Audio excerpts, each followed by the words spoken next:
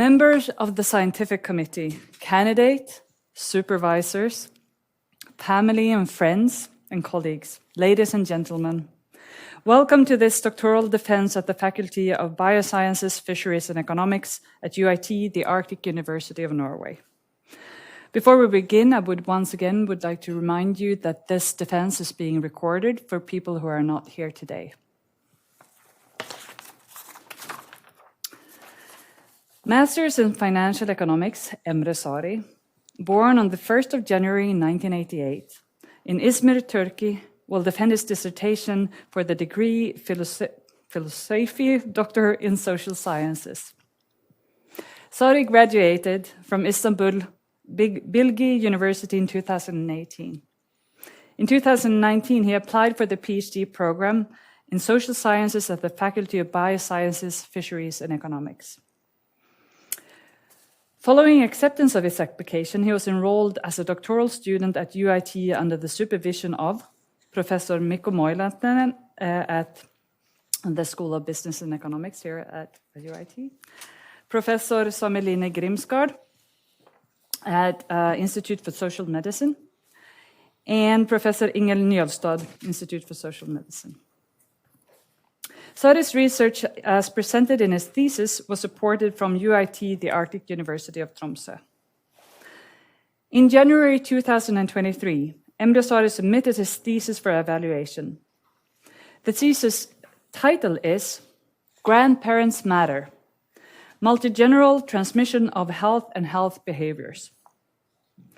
The Faculty of Biosciences, Fisheries and Economics appointed the following scientific committee to evaluate the thesis and conduct the examination of the candidate. Professor Dorte Gyrd Hansen, Department of Public Health, University of Southern Denmark, the first opponent, who is joining us digitally today.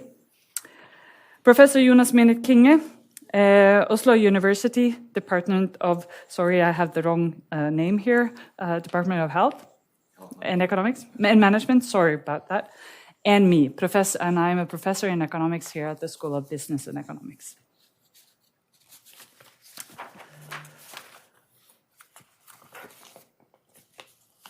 The committee has unanimously agreed that the thesis is a good scientific quality and may be defended publicly for the degree of philosophy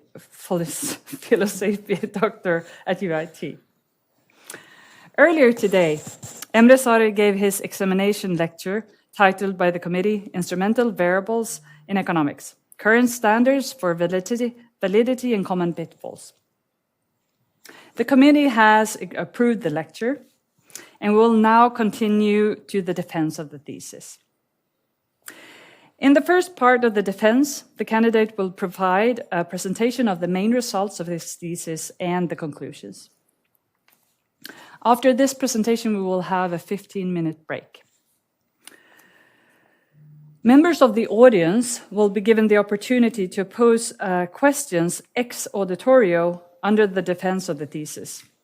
However, only questions that are given to me during the break will be allowed. Masters in Financial Economics, Emre Sari, you now have 45 minutes to present for the committee and the audience a summary of your research and the conclusions. Please take the stage.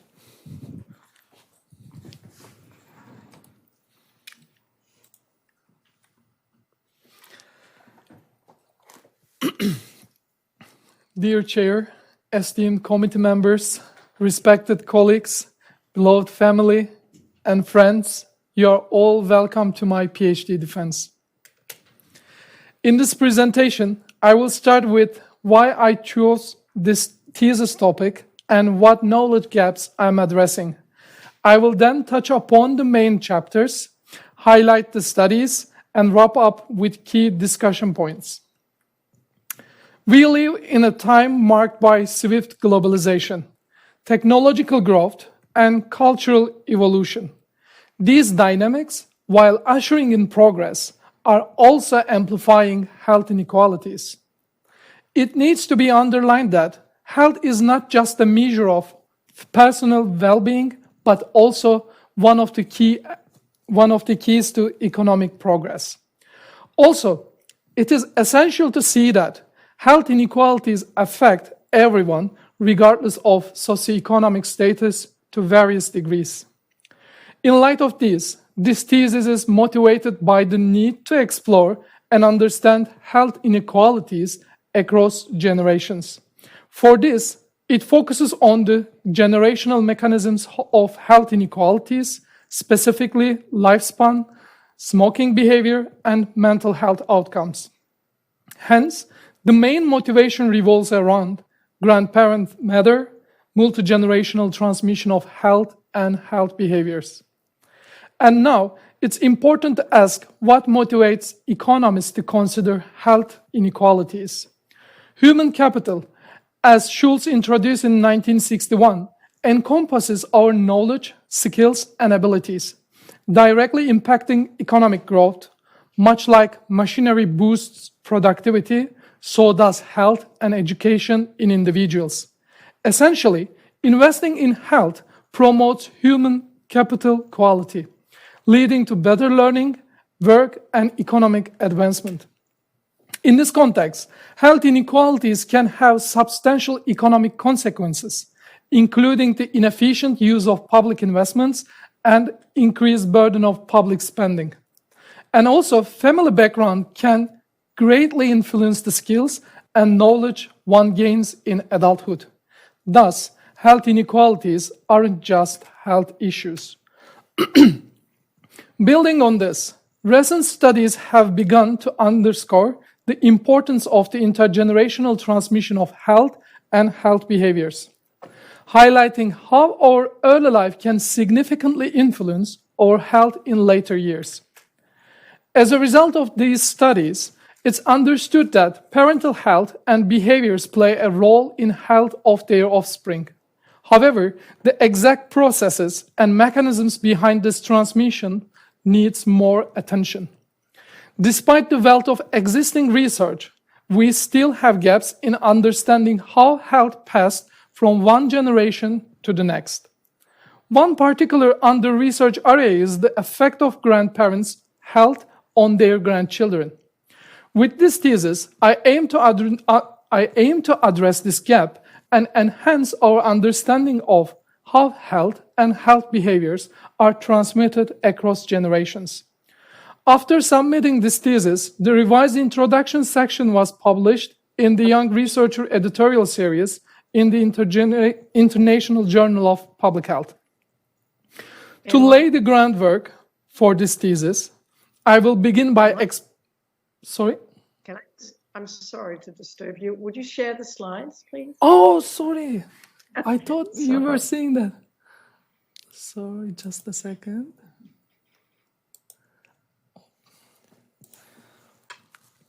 Do you want me to...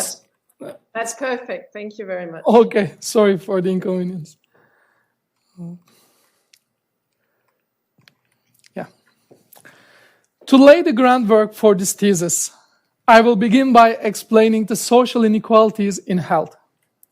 Social inequalities in health highlight the variations in well-being across individuals and groups, largely due to socioeconomic factors. These inequalities underscore the moral responsibility to achieve social justice.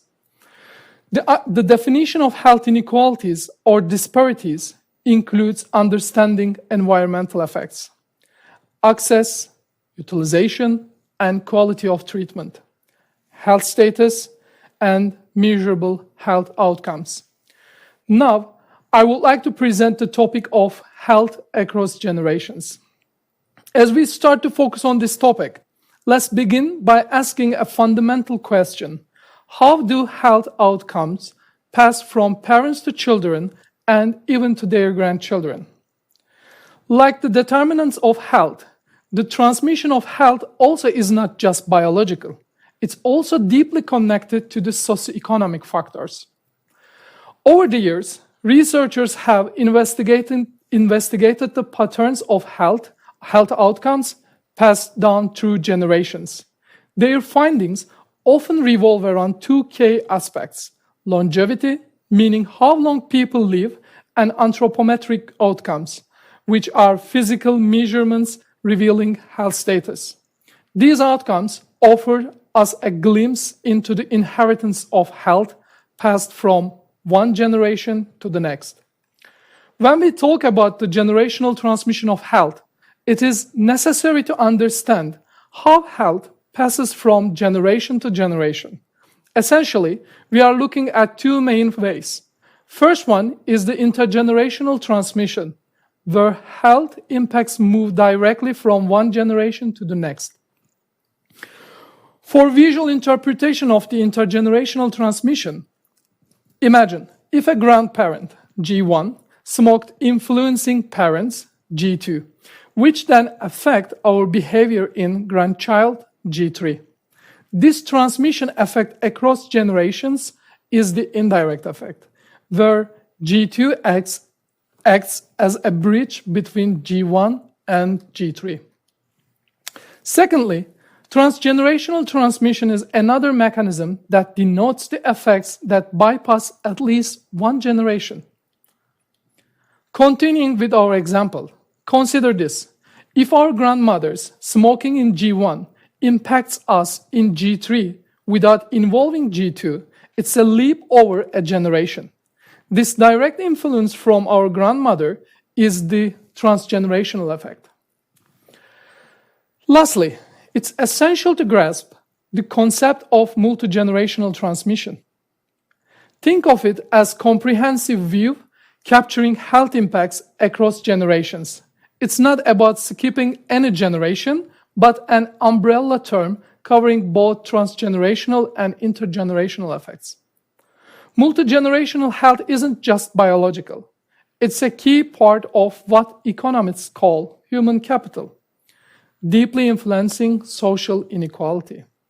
In 2007, Becker emphasizes the strategic choices individuals make to maximize benefits throughout life, drawing attention to Grossman's idea of health as human capital. Think of your health like money in a bank.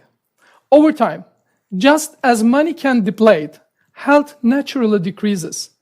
But just as you can invest in the bank, you can invest in your health through diet, exercise, or medical care.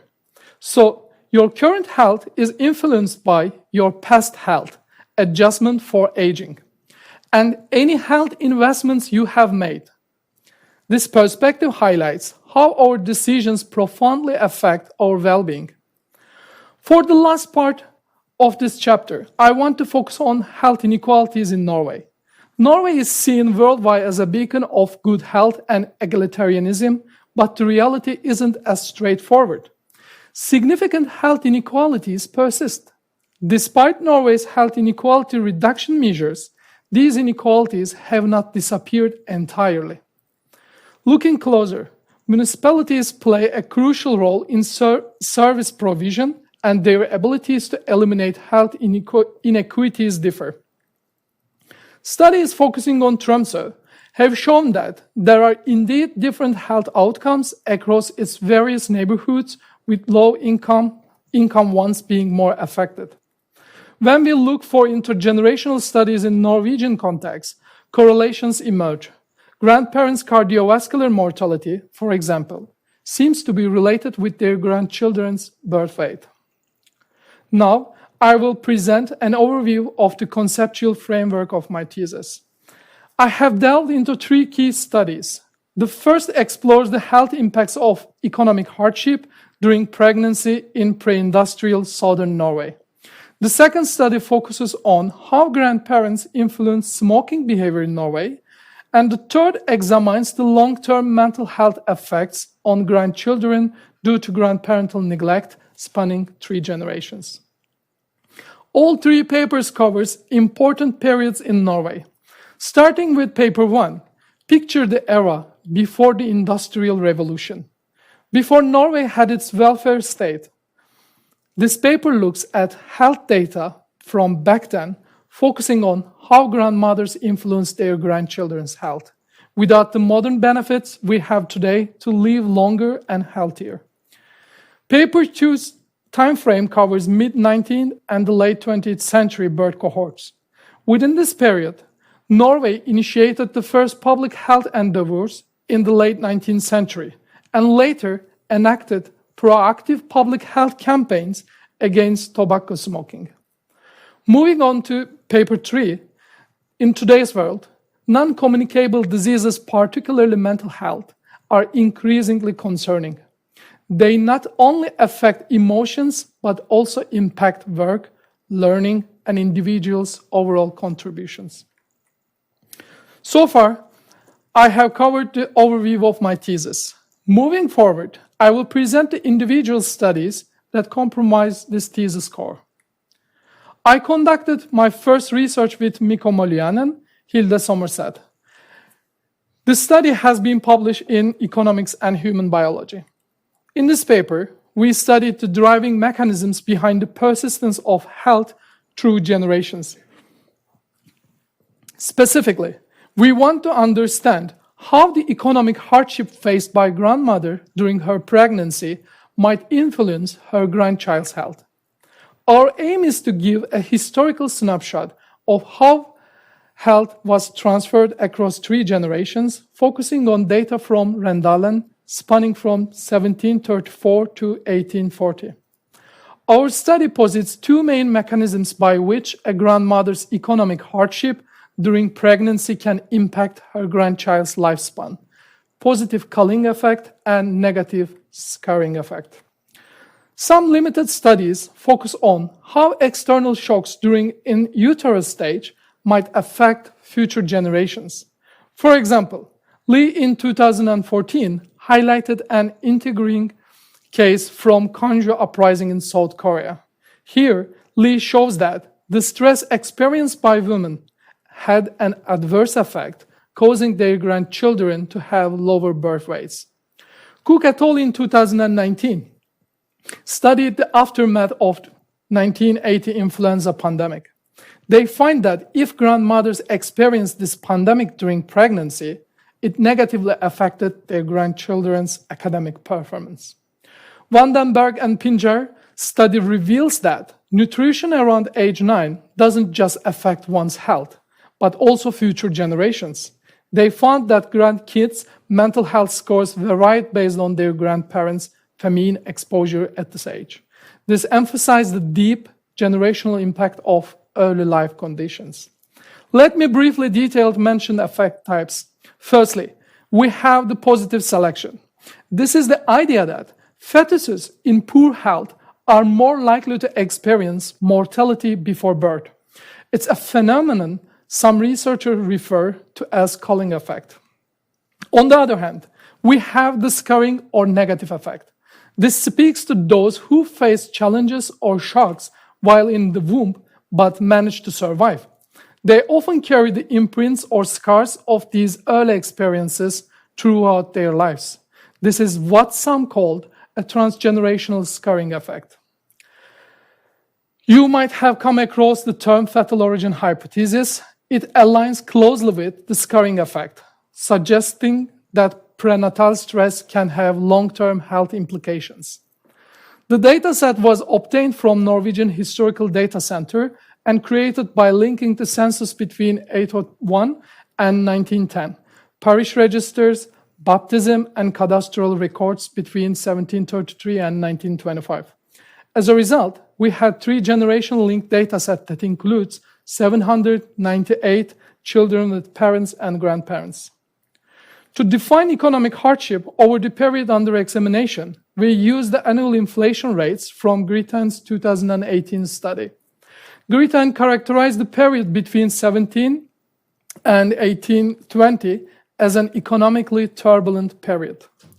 In our study, instead of fixed cut-offs, we focused on inflation rates outside the interquartile range.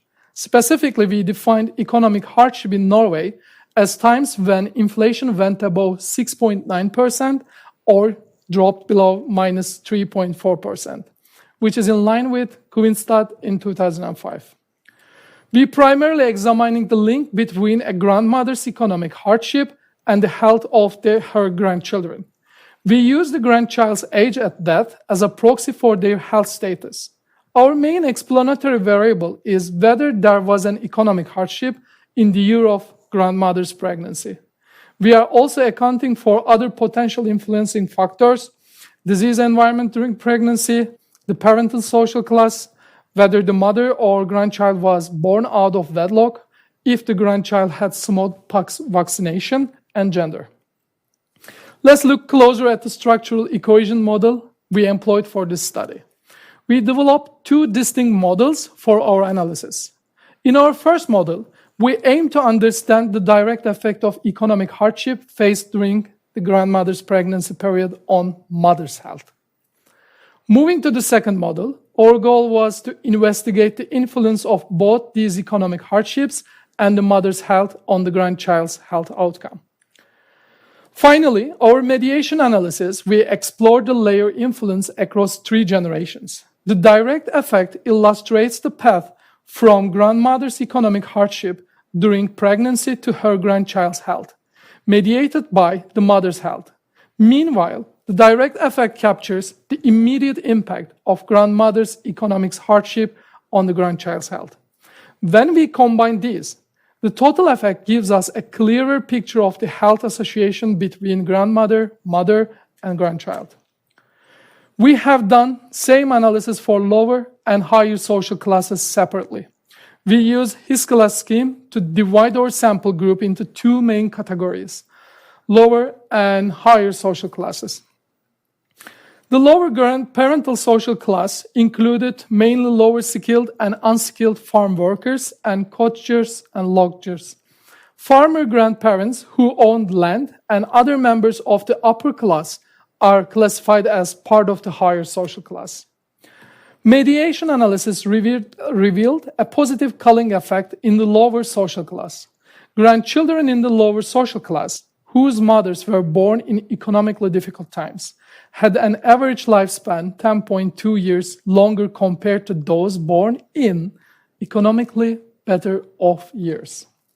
Not having significant results for the A path and B path, but finding a significant result on the C prime path supports the culling effect, where the impact of economic hardship during grandmother's pregnancy skipped the mother's generation.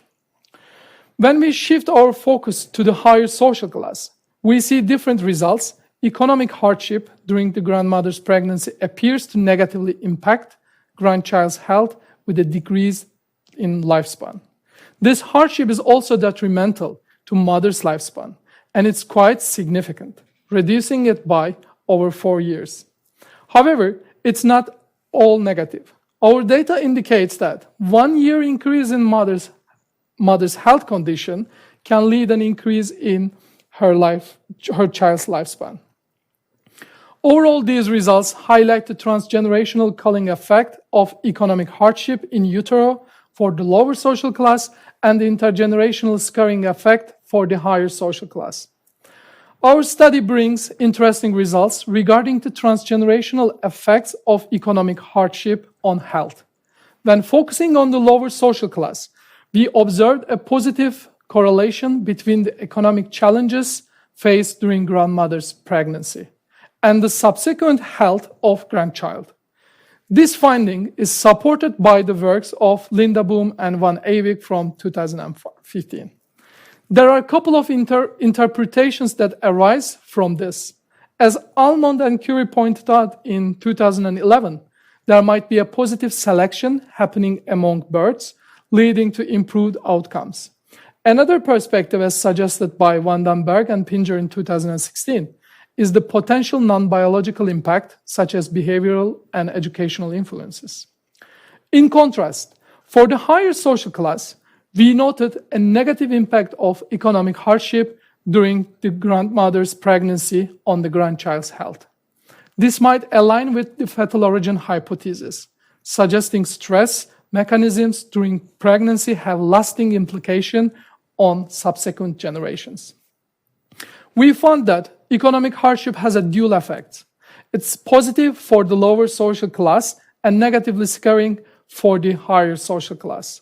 These findings shed new light on how economic hardship in utero can impact the health of subsequent generations.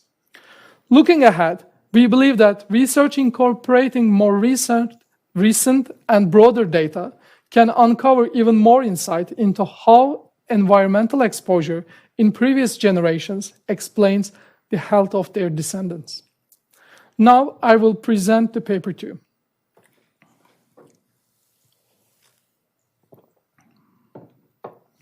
I conducted my second research with Mikko Malianen and Martin Lindabom. After submitting my thesis, this study's revised version has been published in Social Science and Medicine, and I will present through this published version. This study investigates multigenerational transmission of health behaviors, specifically smoking, within the Norwegian context. Existing literature establishes the correlation between parental and offspring smoking behavior, but comprehensive evidence to discern whether smoking behavior is directly transferred from grandparents to offspring or indirectly via parental smoking is still lacking. So our primary focus is to explore if there is a link between tobacco smoking behavior across generations. Specifically, we were curious to see if maternal or paternal grandparents influence their grandchildren's smoking behavior in distinct way. Overall, we hypothesize that the adult smoking behavior of grandchildren may be directly influenced by their grandparents' past smoking behavior, independent of their parents' smoking behavior. While there are limited studies examining how smoking behavior impacts go through 3 generations, a few noteworthy investigations stand out. First, we have Vandewater et al. In 2014 used data from the US. They found an indirect effect suggesting that if a grandparent smoked, it could influence the grandchild's smoking behavior through the behavior of parents. In 2016, study by El-Amin et al. In Finland, they showed that grandparents' smoking behavior significantly influenced their grandchildren's smoking choices, primarily through the smoking behavior of parents again. Lastly, Darte et al. In 2015 used data from Spain. They find students were more prone to smoke if their parents or grandparents did. Interestingly, grandparents' smoking habits particularly influenced grandsons, but not granddaughters. A significant portion of the related literature examines the indirect effects and the parent-child transmissions, less attention on the direct influence that grandparents might have on their grandchildren. Our research is deeply rooted in social learning theory and health behavior models. For those who might not be familiar, these theories help us understand how behavioral learning, personal health beliefs, and societal norms influence the transmission and prevention of smoking across generations. We used a unique data set for this study, which includes 3 generations of families from Tromsø. The Tromsø study was conducted over an impressive span of 42 years in 7 different waves. As a result, this study has accumulated an extensive set of health-related data from adults residing in Tromsø. For our research, we established family linkages within its vast database for the first time ever. The data linkage was carefully crafted to bolster the accuracy and integrity of our research. We sourced the study database and pivotal family identification numbers straight from the Norwegian Tax Administration. Let's quickly grasp our study's structure. In this figure, we have mapped out 3 generations. Again, G1 for grandparents, divided into maternal and paternal lineages, G2 in the middle, representing parents, and G3 on the right, their children. Lastly, we have analyzed 2 sub-data sets, one for each lineage. I would like to highlight key study variables. Focusing on smoking behavior across 3 generations, for the third generation, we looked at whether G3 was a regular or occasional smoker in the past or the time of the survey. For G2, we used variables if they smoked while raising G3. That was the case 78% of the time. For the first generation, we found 65% smoked while bringing up G2. Now, besides these primary variables, we incorporated some important control variables. These are the economic conditions during G3 and G2's childhoods, the recent smoking behavior of G2, and specific demographic factors for G3, such as gender and the year they were born.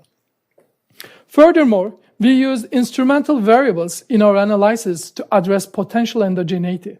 First, we used the consumer price index for beverages and tobacco from the year G2 was born. This ensures no link between the CPI, G2, and G2's smoking behavior. Second, we took a notable 1964 statement on smoking by Norwegian Health Director Carl Evang as a reference. Using 1964 as a benchmark, we differentiated between G2 individuals who became parents before and after Norway tightened smoking regulations. Let's delve into our methodology. We use control function approach in structural equation model. Importantly, we have differentiated models for maternal and paternal smoking behaviors. In the first stage, we looked at smoking behavior of the first generation using the CPI as our instrumental variable. We then determined the inverse Mills ratio. To simplify, the IMR helps us adjust for the biases from non-random sampling for the second and third stages. This way, our findings more accurately represent broader population trends. Now let's focus on G2 smoking behavior. We have used Carl Evang's statement year as an instrumental variable. Our controls include G2's birth year, childhood economic conditions, and the first stage IMR. Following this, we did the second IMR, setting the stage for our next step. In this last phase, we examined the smoking behavior of adult G3. We considered both G1 and G2's behaviors, adjusted for G3's specific and previously derived IMRs. In a sense, we used three-stage approach to see how smoking patterns pass through generations. For precision and to tackle methodology issues, we also employed an instrumental variables probit model for verification. Following the methodology I laid out in the first paper, we have similarly applied it here to measure both indirect and total effect of grandparents smoking on their grandchildren's smoking behavior. With this figure, I want to present the most important result and show possible mechanisms of multigenerational transmission for both maternal and paternal lineages. Both lineages show significant effect from parents to child G1 and G2, and G2 and G3 smoking behaviors are significantly related. After that, when we multiply beta 1 and gamma 2 to find an indirect effect, we see the significant intergenerational transmission of smoking behavior from grandparents to grandchild through their parents' smoking behavior. However, once we focus on the direct effect, the story changes. On the maternal side, a grandmother who smoked decreases the probability of her grandchild smoking as an adult, possibly due to evolving perceptions about smoking. But the paternal side doesn't show a significant direct effect in our sample. In both lineages, parents' smoking behavior influenced the G3's behavior. Furthermore, the total effect paints a distinct narrative. On the maternal side, despite a positive indirect effect, aggregate influence is negative, suggesting an alternative direct mechanisms between G1 and G3 that mitigates the inherent probability of smoking. Conversely, the paternal lineage exhibits no significant total effect on G3, notwithstanding the significant indirect effect via G2. In our research, we spotlight the role of maternal grandparents in influencing smoking behaviors among their grandchildren. It's interesting that the smoking behavior of maternal grandparents has a direct negative impact on their offspring's smoking choices. While past research like Duarte et al. Emphasized indirect influences, our study shows a direct and significant connection on the maternal side. Our results are also in line with the social learning theory, and the health belief model intersect with our findings. Here, it's essential to understand the dynamics at play. From both evolutionary and cultural standpoints, maternal grandparents typically share a stronger bond and influence with the offspring. This is rooted in biological certainty and cultural traditions guiding upbringing. The key takeaway: while parents undeniably impact their children's health behaviors, we cannot overlook the lasting impression left by grandparents. Children are not just mimicking behaviors, but they can also shape their choices based on observed health consequences. As I present our discussion, it's essential to highlight a few points of limitation. First, our research primarily focuses on Tromsø. So when considering wider context or different regions, our findings might not directly apply. Additionally, while we did gather data on parents living with their children, we are missing some key information about parents and grandparents' cohabitation. Summing up our key findings for the second study, we have pointed a matrilateral bias in the way health behaviors, like smoking, are passed down. Maternal grandparents, in particular, play a pivotal role in mitigating smoking habits. Finally, utilizing the influence of grandparents can be useful for health interventions and policy decisions. Now, I will present paper 3. In this study, I have collaborated with Mikko Malianen and Martin Lindabom. It has not been published or submitted yet. Child neglect is a global concern, impacting children's mental and physical health, with ripple effect on society. Neglect impacts the development of human capital, affecting an individual's ability to learn, work, and function in society, leading to reduced opportunities and lower adult earnings. Child neglect is a form of child maltreatment. This form of maltreatment can arise from both intentional and unintentional failures to meet a child's basic needs. Its long-term effect, like depression and anxiety, persists into adulthood. In Norwegian, the term for child neglect is omsorgssvikt, which has a heavy connotation and has legal consequences according to the Child Protection Act. In our study, we explore how child neglect is passed down through generations, particularly the effect of grandparental neglect on adult grandchildren's mental health, highlighting the different roles of maternal versus paternal grandparents. We focus on two main questions. First, how much does grandparental child neglect from the first generation influence mental health in the third generation? And second, do maternal and paternal grandparents have differential relations to their grandchildren's mental health? Parents' neglectful behavior isn't just a current issue. It adversely affects research the next generations. The intergenerational cycle of violence hypothesis underscores this transmission. Moreover, there is evidence suggesting that grandparental neglect can even lead to mental challenges in grandchildren. Beyond the personal implications, this cycle poses broader societal and economic concerns. Building on the foundations of social learning theory and the effect of neglect on attachment styles, we examine the influence of maternal and paternal grandparents separately. In this study, we utilize data from the Tromsø 7 conducted between 2015 and 2016, primarily due to its inclusion of child neglect variable. Like the second study, we use the same family connection. We have data across two generations. G3 represents the grandchildren and G2 represents their parents. Information on G1 the grandparents, comes from G2's responses.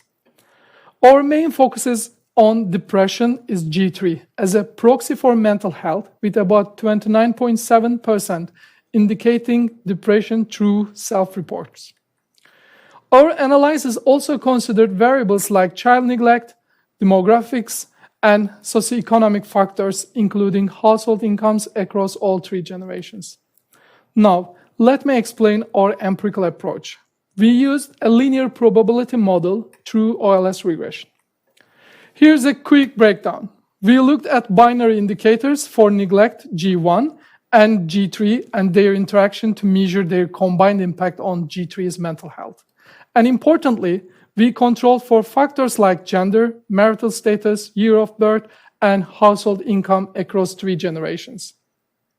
Let's dive into the core findings. In a nutshell, when parents neglect their children, it significantly increases the probability of their child having depression problems in adulthood, as evidenced by our OLS and probit models. This time, we couldn't find a direct link between grandparents who neglected their children and the mental health of their grandchildren. So influence seems more immediate from the parents. Once we dive deeper with the interactions, the results change.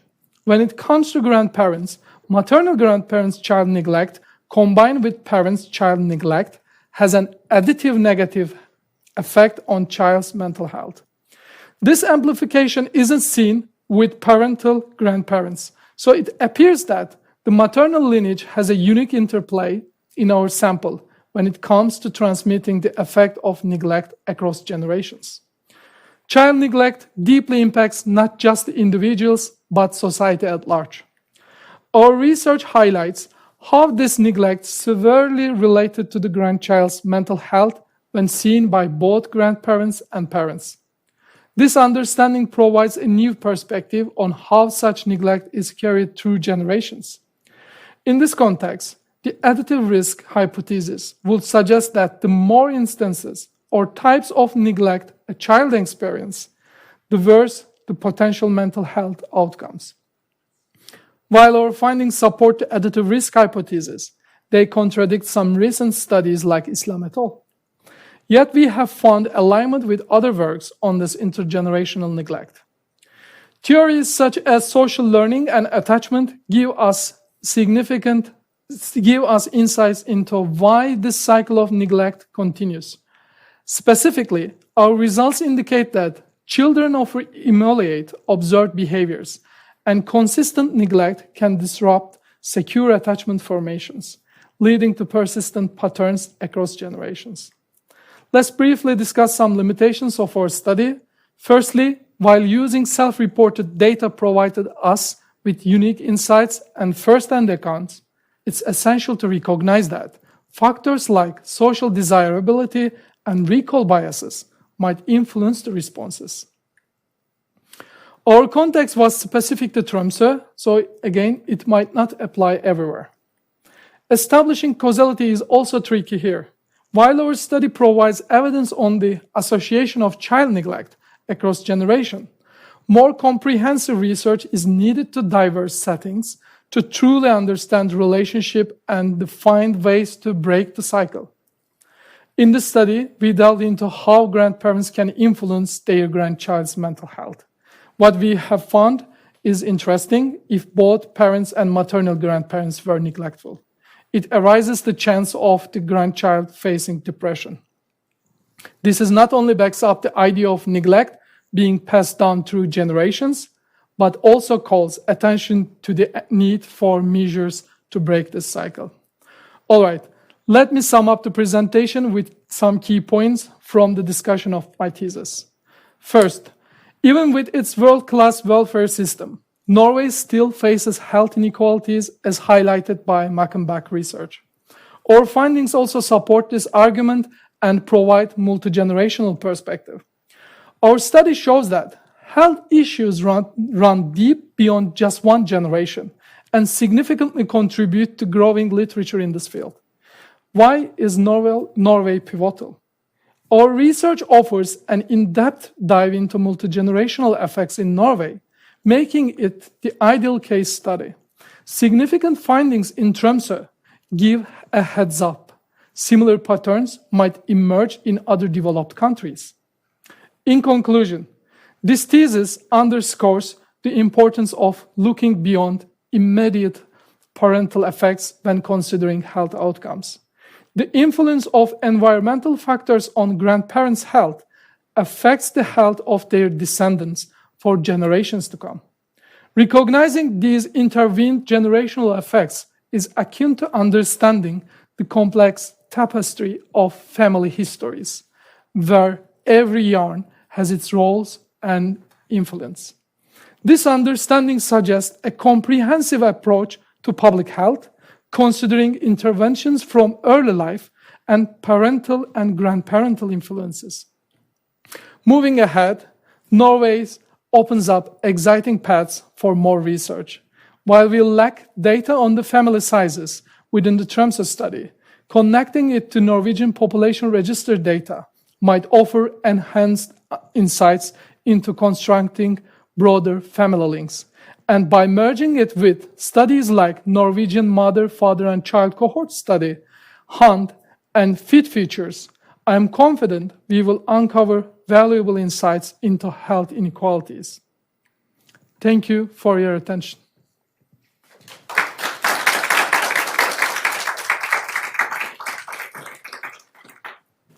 Thank you for your presentation, Emre. Well done. We will now take a short break, and we'll meet here again at 1:15.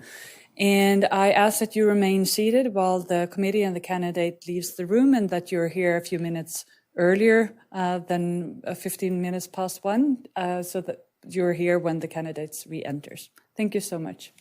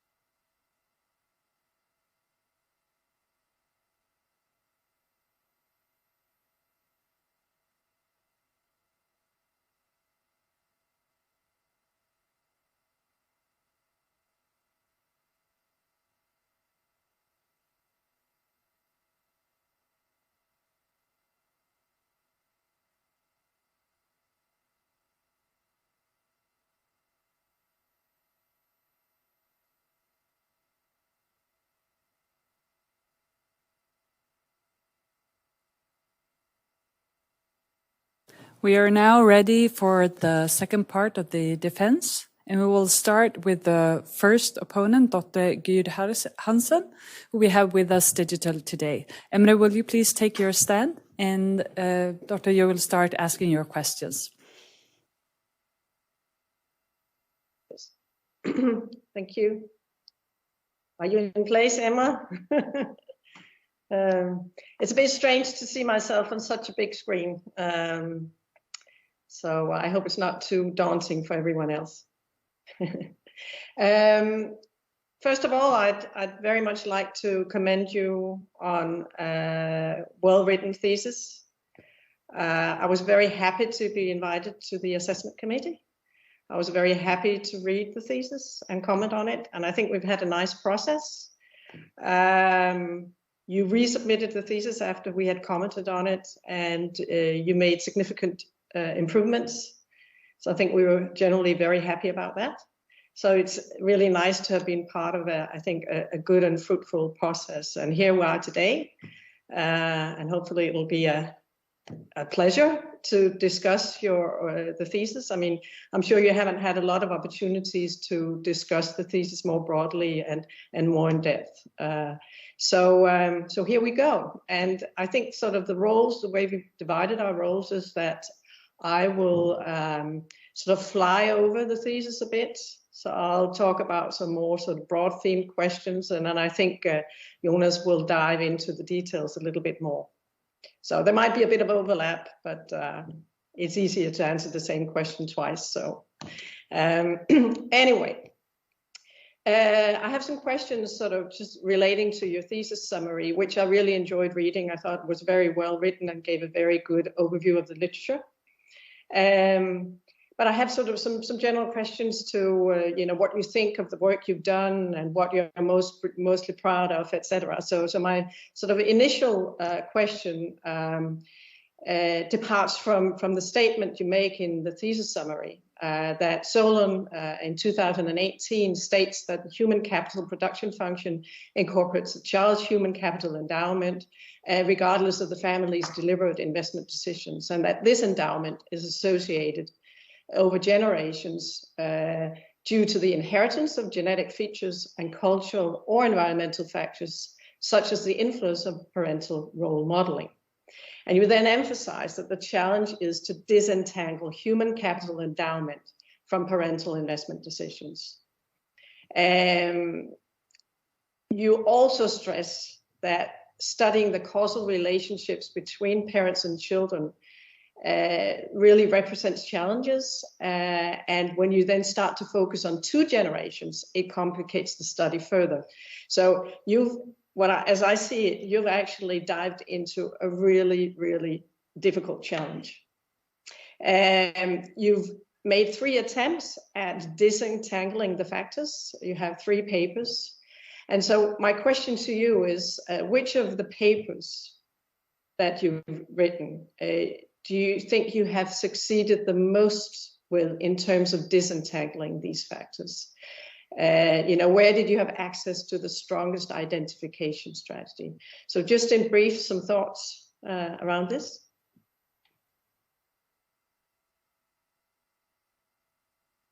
I can't hear you.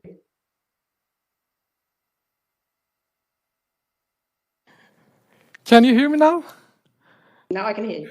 Perfect. Sorry for my stress level. I forgot to present my thesis first, and now the mic is mute. But thank you very much for the question, because I was always looking for an opportunity to talk and answer this question. But having the question, it wasn't that easy. And in Oslo last year, in the Health Economics Conference, it was the first time I got this question, and I enjoyed a lot when I was answering. I wanted to share this anecdote first. When I looked for 3 studies, I enjoyed most with the second one. Because for the second one, I cried a lot. Like you said, it was a hard challenge to understand, and it was very hard to figure out where I have to stand, in which research question I have to focus. We had an idea, we had the data, but we didn't have a clear vision what to do. And it was the hardest part, because when I started to this PhD, I wasn't planning on working on 3-generational transmissions. But all the readings and the studies, the discussions with my supervisors, it brought me to this direction. And for the second study, when I found the right outcome for myself, then I start to build the understanding from outcome to the past, like how I have to design the study to understand 3-generational mechanisms. And for this, I also visited to Martin. I went to Amsterdam just to discuss these issues, because I was a bit in the dark. And but with our discussions, and thanks to help of my supervisors, then I understand that, yes, we have a dynamics that we can see for 3 generations, because in which model I'm using, it doesn't matter. I was finding the similar results. But to understand the negative one, like from maternal grandparents to grandchildren, to seeing a negative effect, it was hard to grasp at first. And we challenged it a lot. And then I finished the third study and submitted the thesis. Once I got the revision, I saw this as a chance to understand the gaps in the study. So it was not the short process for me. It took almost 2 years to come this far. And the revision of the thesis was also the part of this process for me.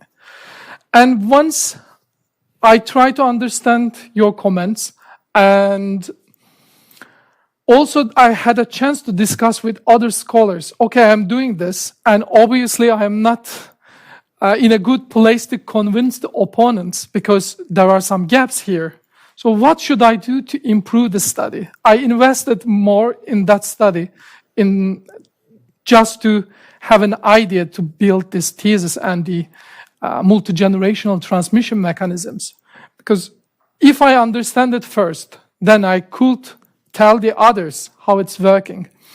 And still, I can't say that I am 100% sure that it's working in that direction and this is the full foundation, no. But during the process, now I feel much more confident with the results. And also, luckily, I had the chance to get revision also from the journal.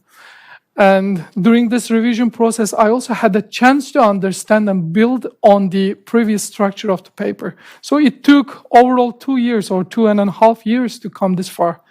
So it's like my thesis. The second study became my second baby. And because it had the greater challenges. Yes, and I like challenges, to be honest. And these challenges helped me a lot. And thanks to this understanding, like I said during my presentation, I haven't submitted my third paper because it had a reason not to submit it. We wanted to build on it more. Instead of rushing out just to publish, we want to enlarge the findings, discuss it more with scholars like you, and get lots of feedbacks. And so this second study also will help me to develop new studies after that. So yeah, it became a long answer, but... If I'm hearing you right, I mean, the first paper was the easier one. No, it wasn't the easier one, because there was also a story behind the first paper. At that time, I was waiting for the data of Tromsø study, and we didn't have anything at hand. And thanks to Hilde, she gave us a data from the Historical Register Center. And the data purpose was given to us, it was just to learn how to use R. And from that perspective, thanks to Miko, we start to discuss on the data a lot and to understand. And it was the point when we flourished the idea for 3-generational linkage. Thanks to that data set, we devoted lots of time on it, and it was my first publication after my master thesis, but it was the first thing that I can say, yes, I published this. And it was extremely stressful. We had a rush, we had tough times, but it helps us to understand the first thing, the difference between what is intergenerational transmission and what is transgenerational transmission. Because even understanding those two mechanisms, and also during the first study, we had hard times to where to stand, because the literature in this area is mostly from public health, sociology, demography, but in economics, the theory-wise, it's not discussed with that differences. So sometimes I was acting like an epidemiologist, sometimes I was trying to act like an economist. So it was a learning process, but it was the main source and foundation of the curiosity. Thank you. You're welcome. You also write in your thesis summary that economists move beyond the nature versus nurture debates and are now trying to ascertain the impact of certain parental attributes on children's outcomes. And you emphasize that it's difficult to comprehend how to, or nevertheless, it's difficult to comprehend how to encourage change without knowing the underlying mechanisms. Yes. That's what you've really been interested in, is this disentanglement of the mechanisms. And you also conclude in the thesis summary that overall policy implications, therefore, there is a need to examine cultural inheritance from parents and grandparents more closely. I argue that for the healthy development of future generations, policymakers need to reevaluate and expand current health policies by including family members, including grandparents. And so that's sort of your general note on policy implications. And then now I'm smiling a little bit because I thought, okay, so what are the policy implications of positive selection? What are the policy implications of grandparent smoking? Well, you have positive outcomes. So if you think sort of ahead, do we need more austerity? Do we need more smoking in order for future generations to become healthier? Yes, maybe. No, it's just a joke. No. To answer this question, I have to draw a line around me. Because right now here, as I am standing as a researcher, not an ordinary person. So my conclusion has to based on my results. But it is hard sometimes in that topic, at least for me. For a policy perspective, under ceteris paribus conditions, what we see, parents are affecting us in a positive way or negative way. And in today's public health interventions for new parents, they are giving some education, how to raise a child, how to act, and so on and so forth. You know more than me about this. But when it comes to topic to grandparents, we have a source of history, source of knowledge, and the experience that we are missing. At one part, this experience can negatively affect our grandchild. But at another part, this experience can positively influence our child's future. So, in my perspective, okay, let's focus on the second study again, for smoking. Okay, parents were smoking during raising their child, and their child became a parent, and they replicated the same behavior and did the same mistake. And at the end of the day, we increase the probability of grandchildren's future smoking habit. But at the same time, the grandparents, they are there as a source of experience to bad or adverse outcomes of smoking through the years. Because parents can be, I am trying to select my words carefully, sometimes they might miss their responsibilities and they might not grasp what they are giving to their child because of lack of experience, maybe lack of time, but it's not because lack of love. But at the end, their life has full of struggles. They have to survive. We have to think in a broad case. But for grandparents, I'm just assuming, again, under ceteris paribus conditions, they have time. Maybe they have money to invest. But at the same time, they can tell from the first mod, smoking can be dangerous for your future health outcome. If I am coughing because of it, if I have illnesses because of it. So the grandchild will see it directly from the family and the first example. And as a policy perspective, what I'm thinking in that case, they should understand how to create maybe communication lines between grandparents and grandchild. Of course, they have it right now. They are doing, maybe you are calling your grandchild, having Skype chats, whatever. But like educating your parents as a government, also if you invest on grandparents and tell them how you can influence your future generations to impose them in a good health outcomes, how to have it, why smoking is bad, why binge drinking is bad. So we can transfer this information instead of with public advertisement just showing on Instagram or Twitter or just from parents, because as child, we have always, most of the time, have conflict with our parents. But grandparents, they are the source of, let's say, love. So once you hear from them, it might be much more effective. So what I'm thinking, they should find a way to create this communication channel, and also slightly educate the grandparents why this is important. And today, I know in Norway and in Turkey, we have secondary universities, like people who are after 60, they can go to universities again to gain some knowledge for anything they want. So during these courses or for public gatherings, we should target the grandparents to tell them why you are important. So in that case, it is hard because sometimes we are putting too much pressure on our grandparents, like you have to deal with your grandchild or something like that. But again, it's ceteris paribus condition. So maybe politicians need to think not just to address the parents for future generations, and they can utilize the grandparents in a source of experience. I get the point, and I just wanted to tease you a little bit because the point is that grandparents behave badly, and then your grandchildren will behave better.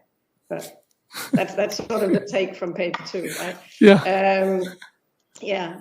I'll just move on. I mean, what you've done here, and what you've focused on, is what a lot of economists do. I mean, it's a favorite pastime is to provide evidence of causal inference, and that's been your take on this thesis, is to try and identify causality.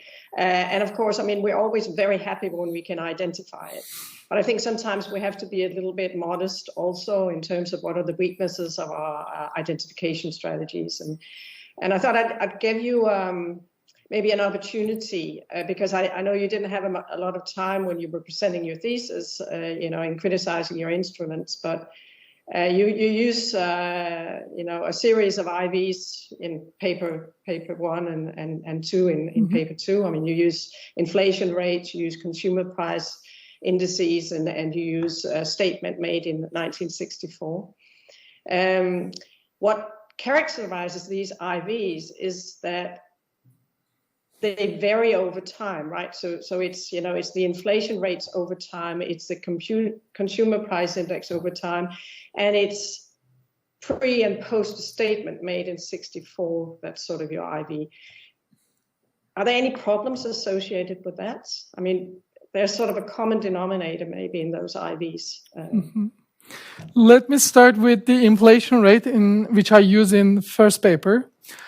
First of all, it was an exogenous variable, but I didn't call it in the paper as instrumental variable, because when I looked back, now I see that I did right, because I didn't do the necessary test to see whether it is a good instrumental variable or not in a basic source. And when I was defining that exogenous variable, I also cited in the presentation here, if I'm not wrong, it was from Quistan study. And their strategy was looking for the 500 years, and they defined that over 5% inflation is bad economic years, and minus 5% inflation is also bad economic years. Just within that range, over the 500 years, it's a okay economic period, let's say. It's hard to say good for all the times, but our strategy in that case, we didn't want to use it directly. Because if we're gonna use these barriers to understand the economic hardship, then we would also somehow include the effects outside of our time frame. So that's why we use interquartile range, and we found 6.9 and minus 3.8 within that 100 years of period. But more or less, we had the same approach to define this exogenous variable. So it was our backup story. But again, it was hard to call the instrumental variable. And in that paper, I also clearly quoted that this is not the causal study. We are just showing the associations. Like you said, it is important to be modest in this case for not to mislead the readers.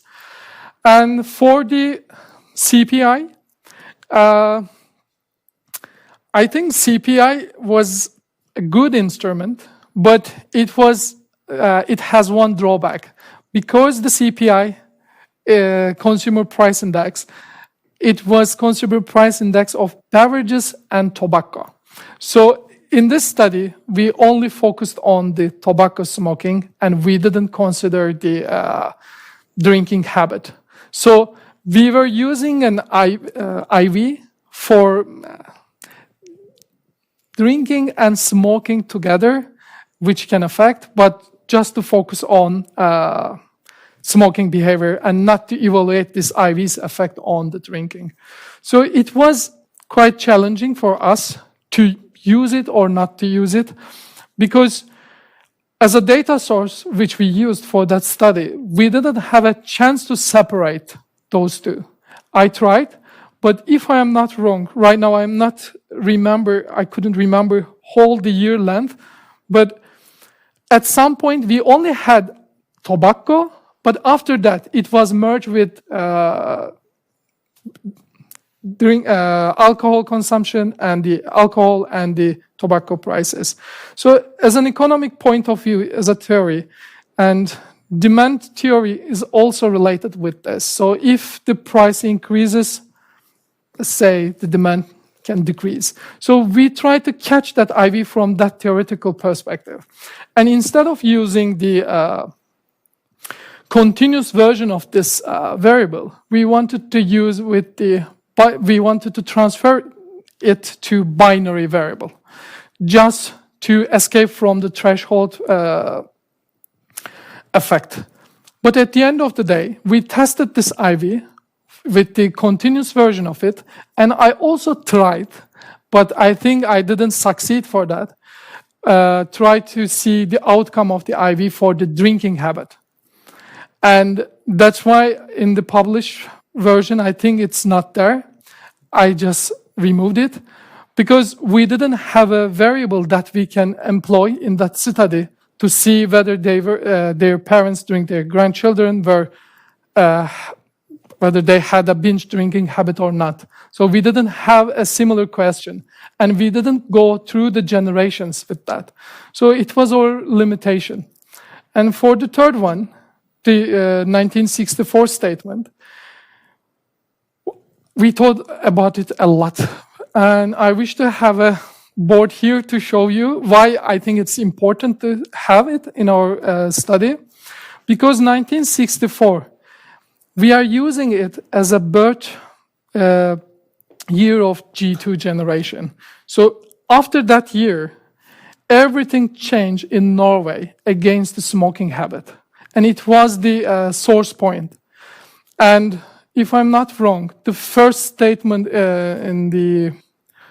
after that, the first serious act was in 1968 or 72, the first campaign against the smoking. And after that, it got increased a lot. But it was the starting point, and it was what we used, the birth of G2. So when you're age 0, you grew up with the public campaign against smoking. So that's why we use that specific year to separate those effects.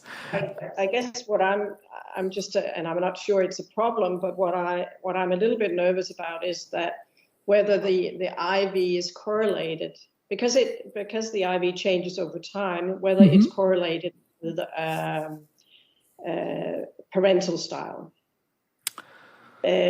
So that there are, there's a confounder in the terms of things changing. I mean, for example, with the 1964 statement, that's crucial for changing the attitude towards smoking. Yes. But if you look at the 60s, there was so much going on in terms of parental style. The hippies were there in the 60s, late 60s, and so I think parenting changed a lot over that time. So, and of course, it's not something we can control for, but it's maybe something we can worry about as a confounder.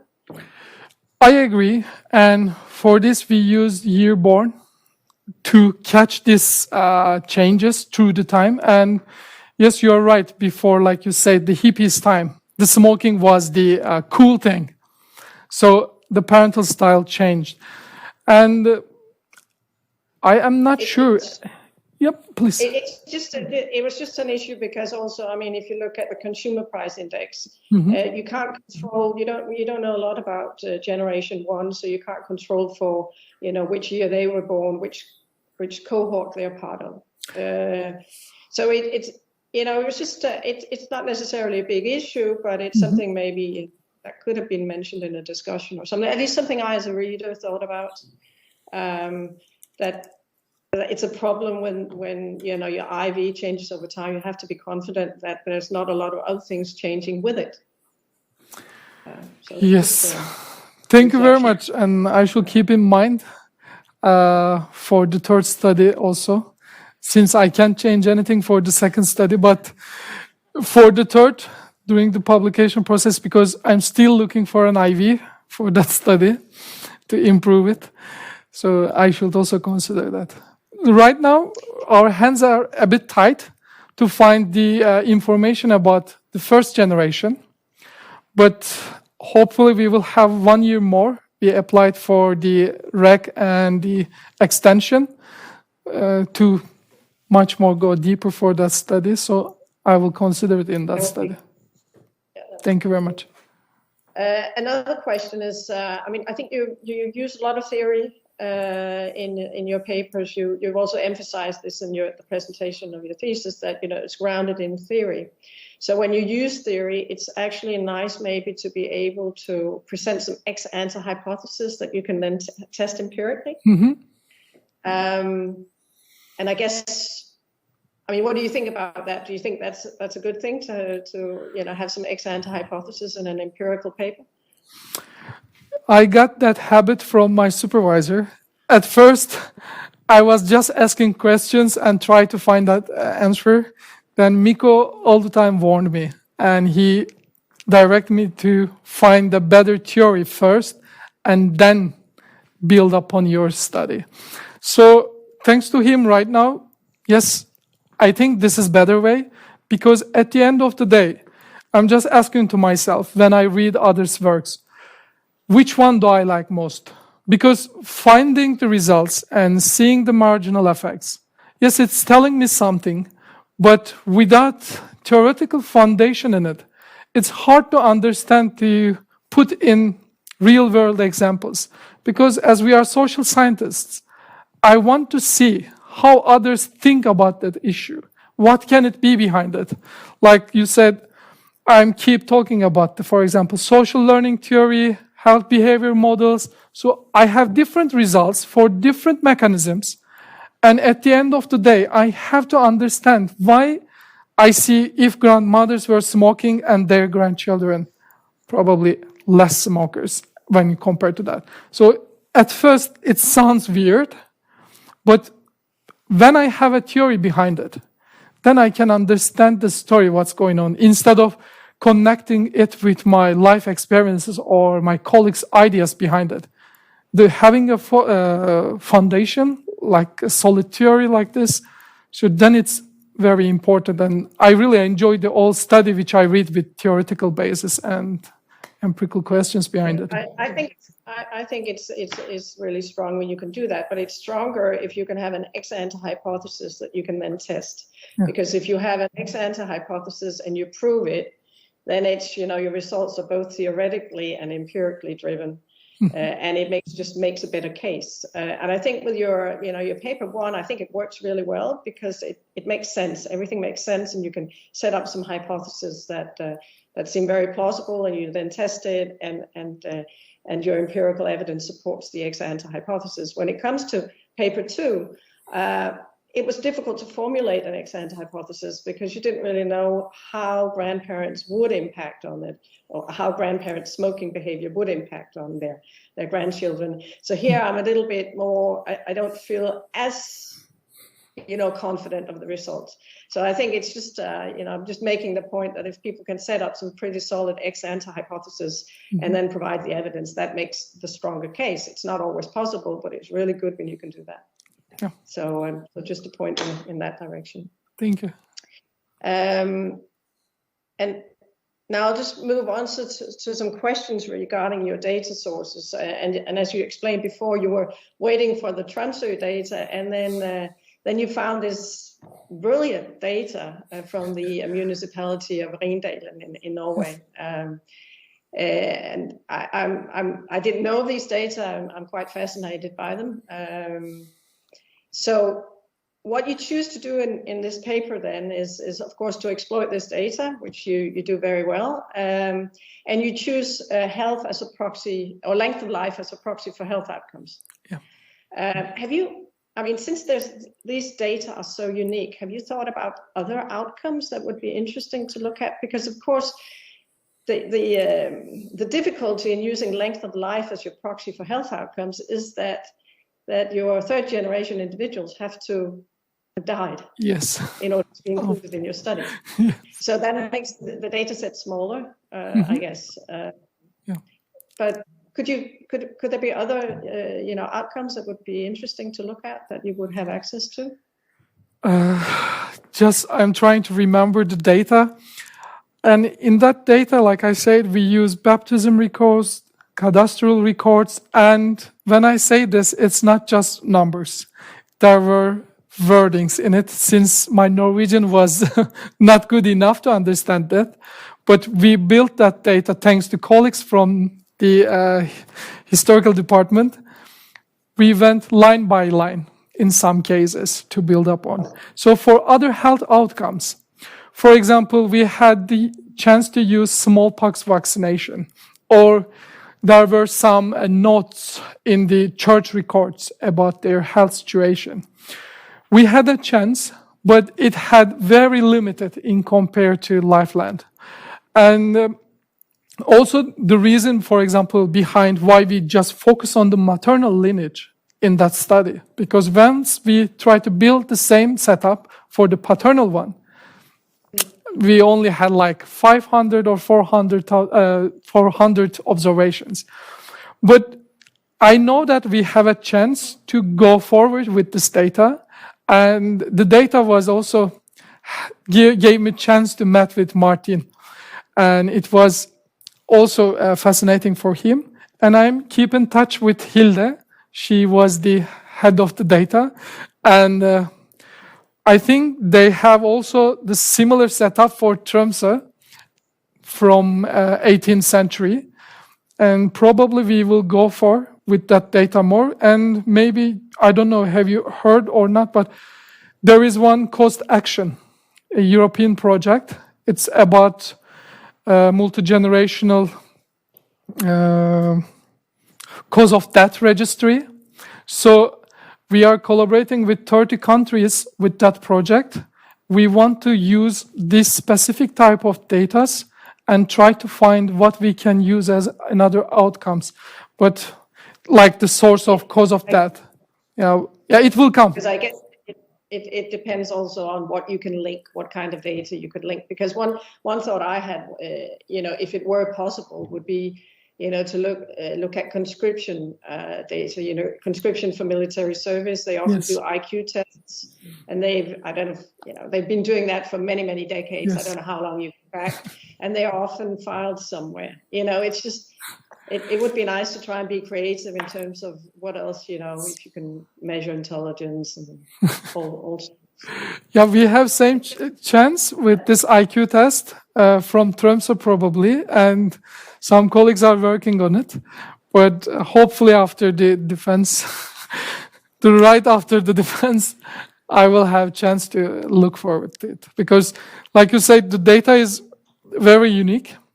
And also, what fascinates me with that data, it gives us a chance to...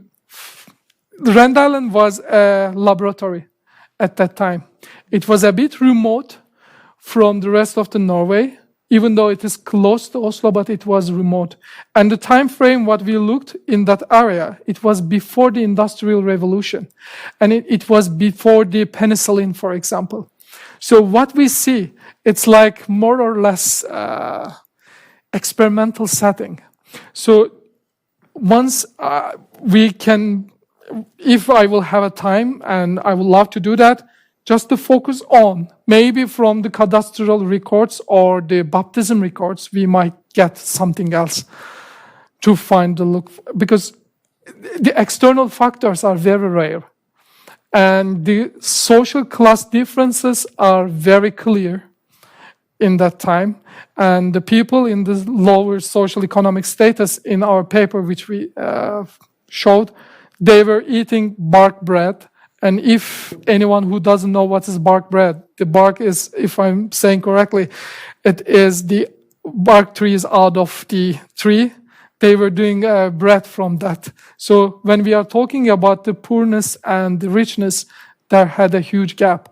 So seeing effect, and probably that's why we see huge marginal effect for the lower social class. And yeah, so I hope we can go forward with the Rhode Island data, and maybe for Tromsø study data, not study, it's a historical, Tromsø historical data too. And another question on data is the Tromsø survey, and in your overview, you describe these surveys data as a 3-generational study. Mm-hmm. But I think in your presentation of the thesis, you did moderate that a little bit, because it's not really a 3-generational study, is it? You don't have the information you have on, and I'm asking you, so correct me if I'm wrong, but a lot of the information you have on generation 1 is through generation 2. I have a clear answer for this, but I need to link it with second and the third study. Yes, you're right, but at the same time, there is another way. No, you're wrong, because we made it 3-generational, and for some variables, yes, we have 3 generations. And also we have cousins, also we have aunts, uncles, and even we can separate the partners. We can look for the male side and the female side or whatever. So we have lots of chance, and the data gave us this chance. And in the Kappa part, to introduction part, I just wanted to highlight this. So maybe you're right. I made overstatement on it. Yeah, but in this, I was thinking very much in terms of paper 3, because there you had data on child neglect, and that's collected through generation 2, right? They're reporting they're providing information on their childhood. Yes. You're correct. In that study, still, I'm hoping to have more questions about study 3. But yeah, like I said, it changed based on the study design. If we add one more variable, I can clearly say, yes, it is 3-generational. But once I removed that variable, it became 2-generational study, and I have information from the second one. So it's hard for me to put a line between it. Yeah.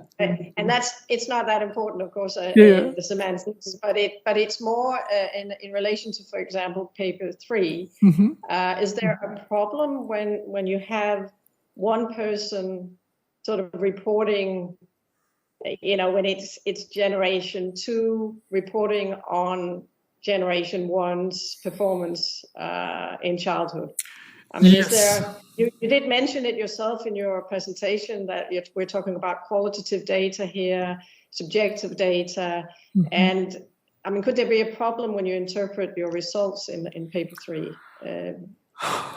I absolutely agree with you. And I mention it maybe slightly in the paper, but that's very hard to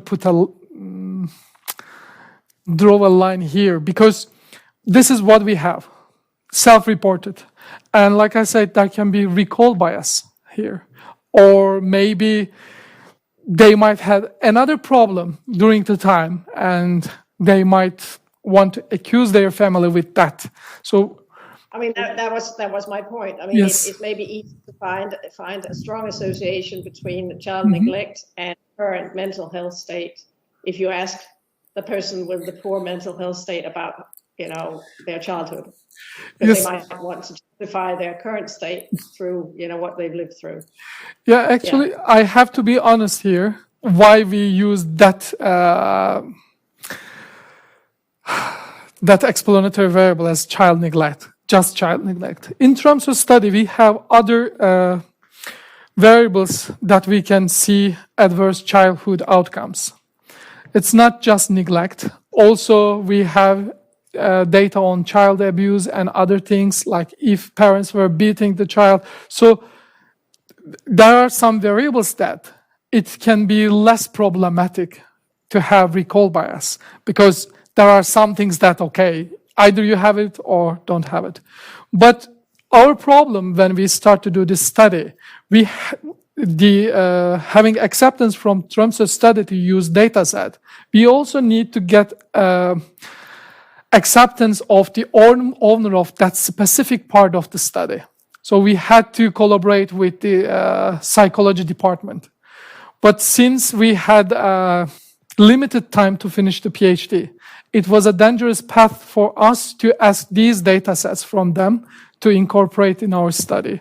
So that's why, and if I did this study at the very beginning of my PhD, it would have different outcomes. And definitely, even in our discussions with Martin and Mikko, we were discussing it a lot. Maybe I might add one thing to your question based on the outcome. For example, depression. I am also, when I use the depression variable, it's not satisfies me perfectly. And that's why I'm in the paper, I'm trying to explain it, just to touching upon it. Like, have you felt depressed in last week or last 2 weeks? It's not very strong and clear outcome. So, but to overcome this, like I said, we need to find other variables to support this outcome. But for that, again, within the PhD time frame, it wasn't easy case to handle it. And that's why we asked 1 more year from the REC, the Research Council, just to continue, ask this data, and challenge our results with the new variables. Because as a researcher, it's not enough for me. And I have to do more.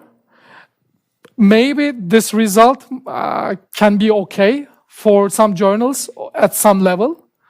But since we have this data, and since we have the opportunity to go more, I think in an ethical perspective too, we have to understand and challenge our limits with that data to get what we can and show what we can do best, instead of having the limited information, since I am aware that I might have more. And that's why we didn't submit. And I agree. Thank you very much to touch that point.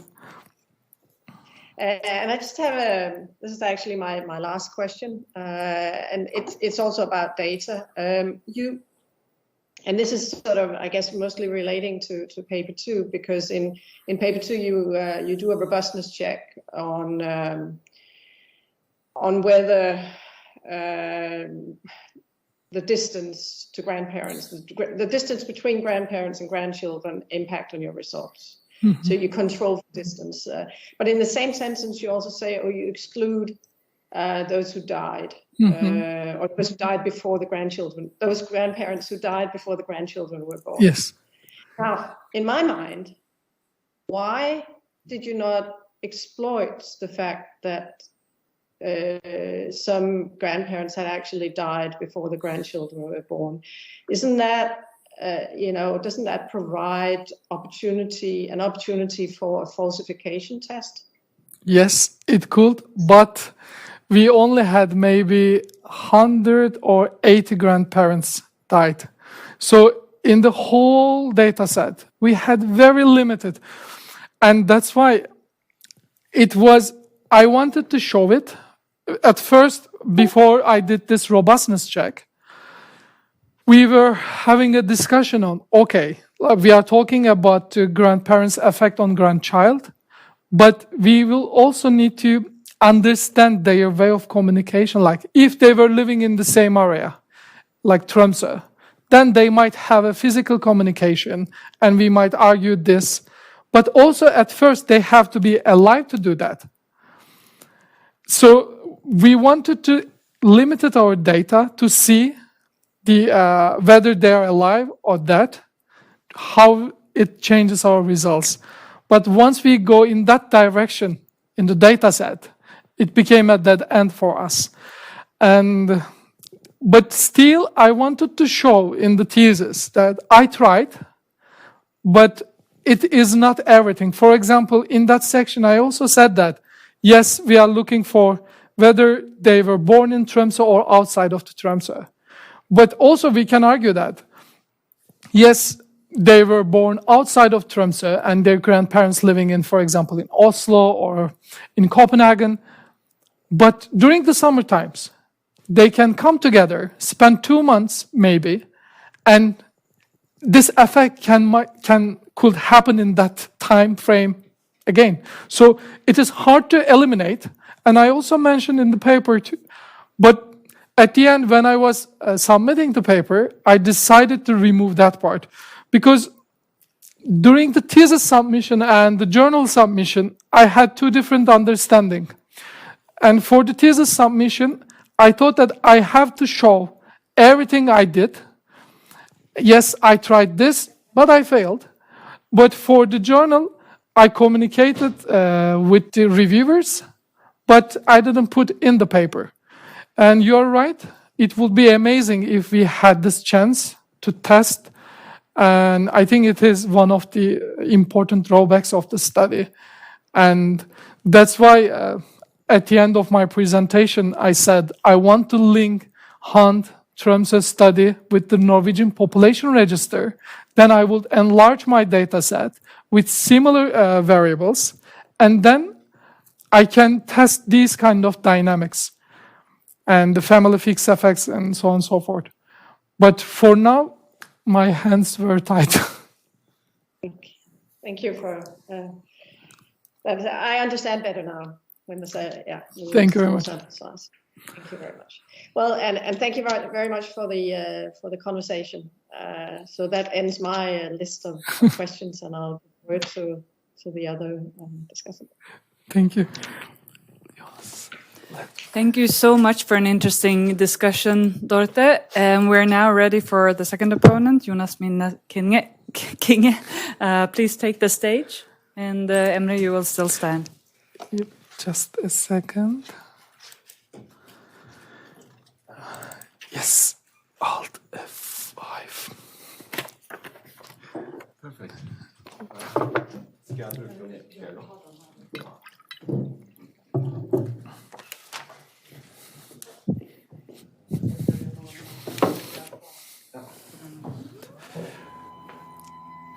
Okay.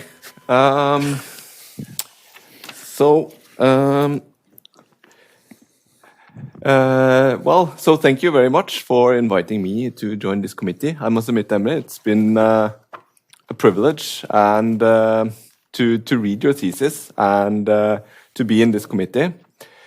I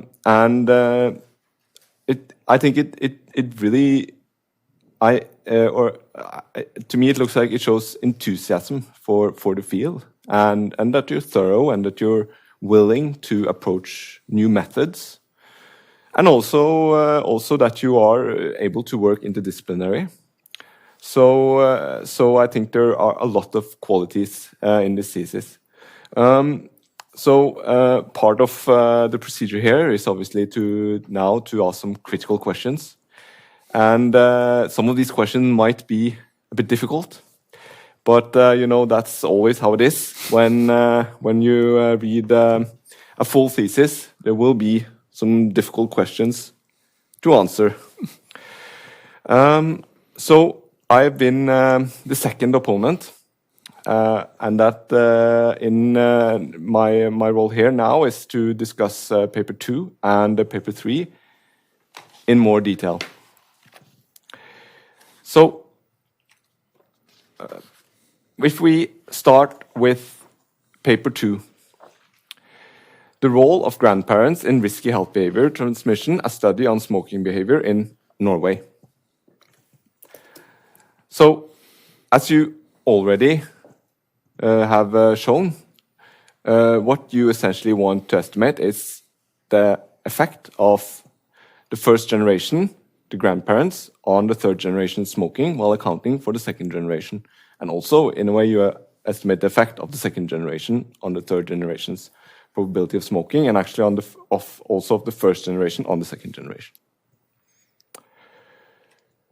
So, one of the problems you have is endogeneity, as you discussed really well in your lecture. And endogeneity issues that you might have is, the first one is omitted variable bias. And one omitted variable might be common genes among the grandparents, for example, and the grandchildren, which are causing them both to smoke. And therefore, you would not be looking at the effect of their actual smoking on the outcome variable, but you would be looking at the effect of common genes and the effect of smoking. So it would be hard to disentangle the effects. A second problem you might have is errors in variable bias. And that is that your smoking status is measured with error. And that might also be the case due to the fact that you have self-reported smoking status. A third common problem is simultaneous causality bias. And that I don't think is a problem in your study at all due to the nature of the generations. But you're right. You need, if you want to estimate the causal effect, you need to adjust for this in one way or the other. So you have some potential solutions. The first one is control variables or matching, where you try to use observable characteristics to adjust for the issues above. And I must admit, to this date, I have never seen a study that has used this approach to enable it to estimate causal effects. And that is due to the fact that if you're going to use this approach, you need to include all the potential things that can separate the groups from each other. And that is genes and personality traits and, you're that type and you're that type. That needs to be included in the study, but perfectly. You cannot over-adjust, but you need to adjust for everything. So it's not a likely solution in your case. And you move to a combination of natural experiments and instrumental variables. And we have already seen quite a lot of explanations of the instrumental variable strategy. One of the things you do is that you use sort of a control function sample selection type model, like a Heckman type model, instead of the more traditional two-stage residual inclusion or two-stage least squares.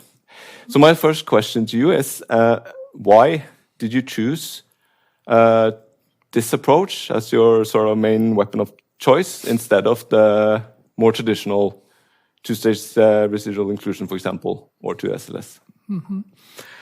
Thank you very much for the introduction and this important question, because I think it is very important to answer, to be fair, in front of the committee and the friends.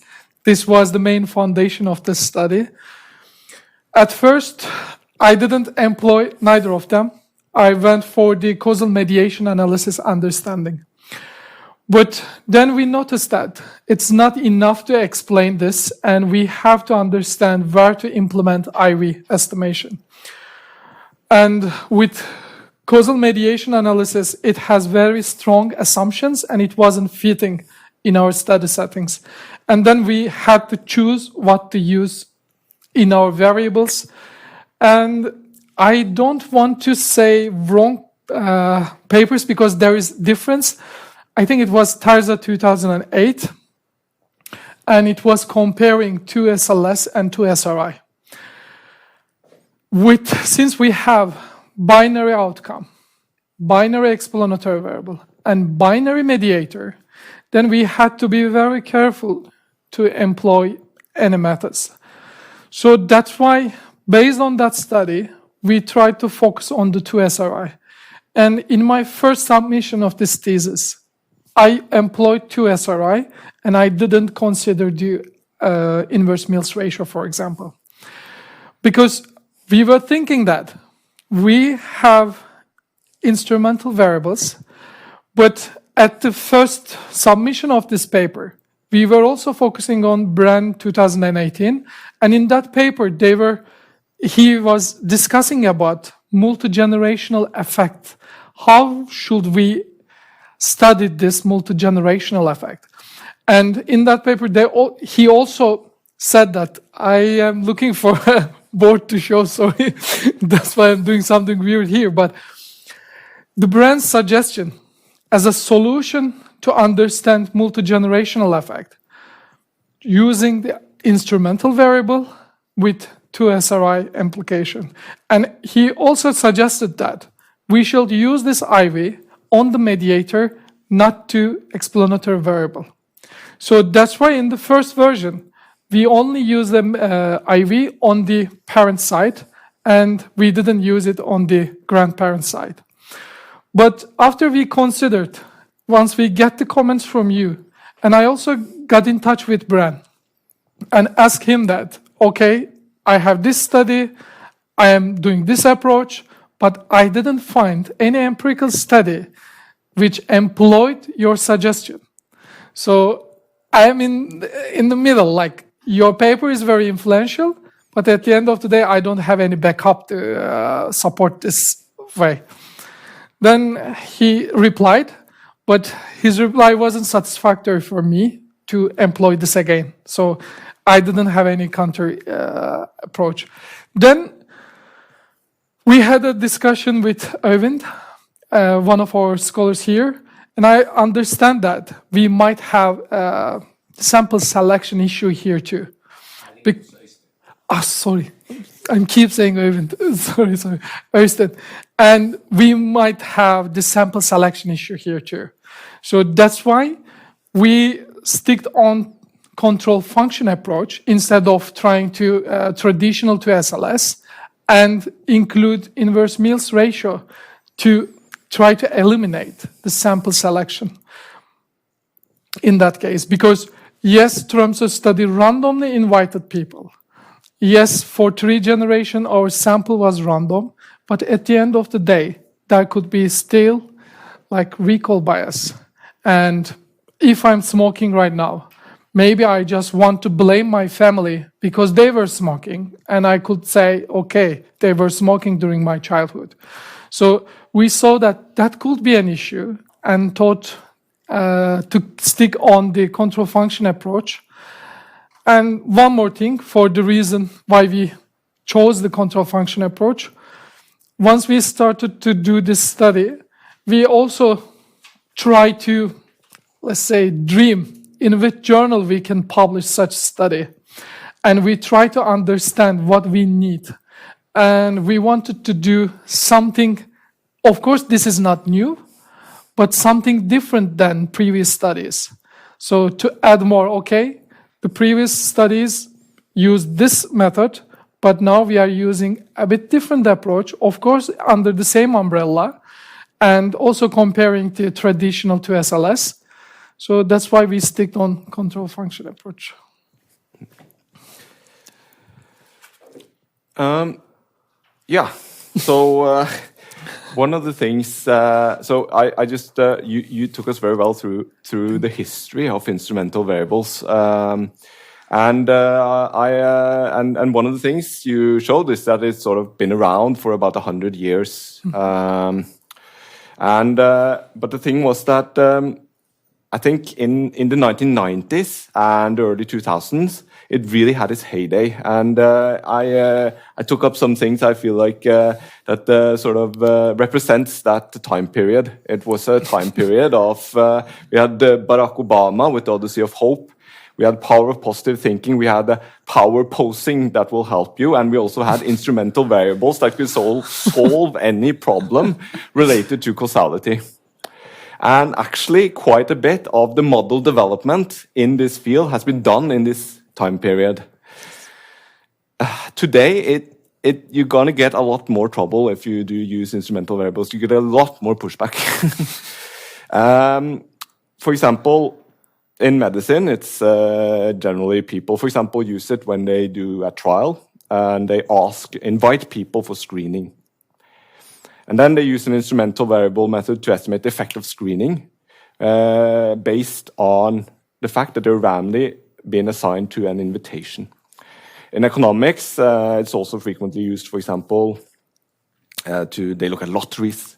People winning money, they use the winning lottery as an instrumental variable for wealth, and then they can look at the impact of wealth on health, for example.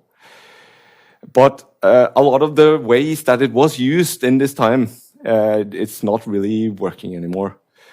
A third way that is used in economics, also to this day, is based on these natural experiments that you used. But you really need to argue, and you really, if you try to publish in like mainstream economics journals, you get a lot of pushback. And there are, as you say, they are sort of they're generally there are a lot of assumptions for this IV, and if you send it to a journal, you will be asked usually by default almost to answer these four questions. About the first one is the ignorability of the instrument. As you mentioned in your lecture, the instrument should be randomized or conditionally randomized with respect to the outcome and the treatment variable, which is in, for example, a randomized controlled trial or a lottery. Then you have the relevance assumption, and you argue well in your paper that you fulfill the relevance assumption. There needs to be a strong association between the instrumental variable and the treatment variable. But then an assumption that I feel is quite frequently forgotten is the monotonicity. The instrument cannot increase the exposure in some and decrease it in others. Let's say you invited people for a screening, and then due to the fact that this invitation, it actually made fewer people attend screening, then it wouldn't be a valid instrument for screening. Do you think in paper 2 that your instruments can in some way violate this monotonicity assumption? Let's talk about the CPI, for example. It is the most closest one that could be related with monotonicity. I think it can't be violate, but now I'm thinking about my answer, so I don't have any study in my memory for that. But from my understanding, when I look to instrument variable, which I chose as a CPI, we are looking for at the birth year. So what happened during our birth year? I don't think that it can be related with our child raising habits, because it happened minimum, let's say, 18 or 20 years ago. So that's hard to argue, but at the same time, maybe it might be, like Dorta said, there might be time trend changes the CPI. For example, the approach of Norwegian government against smoking. So it might also affect the CPI of tobacco.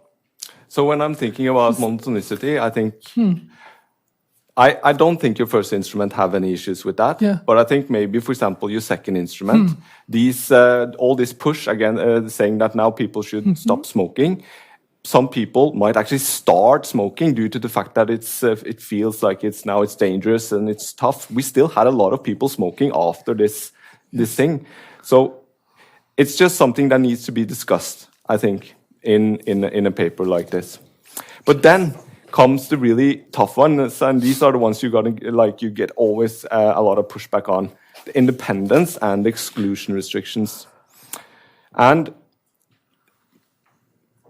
you showed this really well. So the instrument cannot have a direct effect on the outcome, and it cannot affect other variables that can affect the outcome, right? And so if I tried to find this consumer price index over time.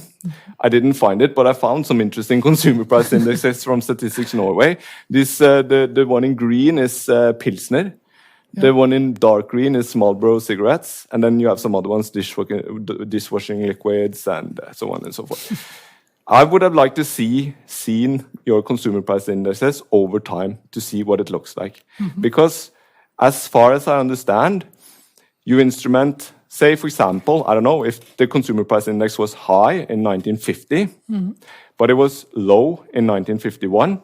You would say that people who were born in 1950 would have parents who were more likely to be smoking than people who had children who were born in 1951, right? Yeah.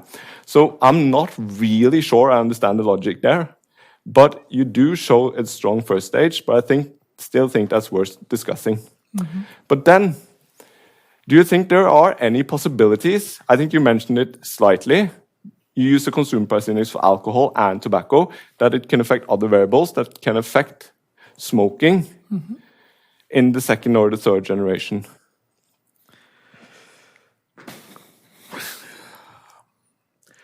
Yeah, to be honest, see, CPI, we are using it on G1 smoking, but the hard thing for me to argue here, since we are looking for the habits in the past, so I have to think in an historical perspective. So what happened on, for example, G2's birth or G1's birth, so how it's related with for the upcoming generation, it is hard to say, yes, there can be an effect or correlation between them, but also it is very hard from my perspective to say, no, there can't be any correlation or any relation. But yes, I agree with you. It should be clearly discussed. And I try to do it in my appendix, but I'm not sure right now, did I do it in a clear way like you asked? Or maybe I tried. Right now, I don't clearly remember. But yes, it is impossible to say. There is no direct relationship. But at least with the tests or the theoretical perspective, it has a slight chance, let's say. But I don't have any direct and straight answer for that.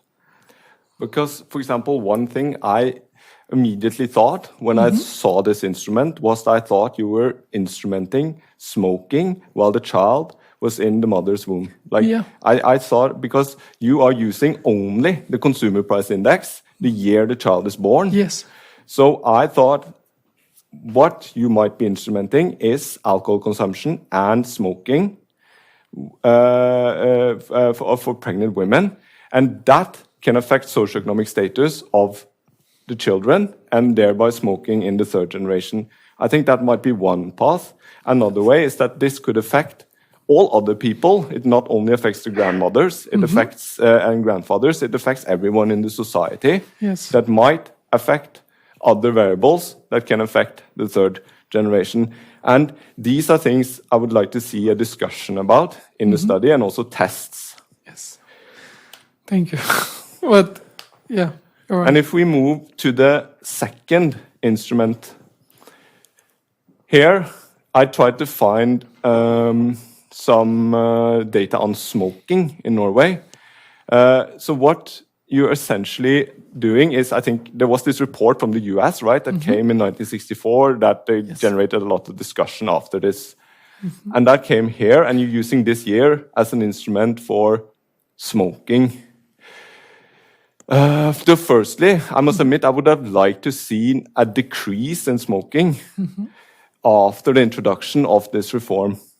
But actually, there's an increase, especially in women. Yes. But do you think that there's any way that this instrumental variable, this 1964 cutoff, that this could affect smoking in the third generation directly? This one, I'm much more close to say yes in compared to previous one, because like Dorte's discussion, so there is a time trend for the habits, like the hippie years and after that. So this is the year which everything started. And that's why we use it as a binary variable here to try to avoid from this trend effect. But here, for example, we see that men, if we're gonna draw the trend line, we will see that dropping effect. But for Kvinner, yes, you are right. At some point it's increasing, but also we need to think like our time period for birth cohort for this year's, it might be somewhere here. So it is, we should look this graph like with that range. And yeah, there is small things, but for this 18 and 20 years, because it's just the birth year of the child, so after that the implication goes on. But at the end, yeah, I'm just trying to give an answer since I don't have anything clear before. But that can be. I can even think some ways to discuss this issue. Yeah, we could discuss it. Because I think if there's only the slightest bit of doubt that information about smoking being dangerous could affect not only parents, but also the children when they say themselves grow up, or other people in the society, not only the parents, but people on the television, or people who are the parents' friends, the teachers, everyone. If there's the slightest bit of doubt, then this instrument would not be valid.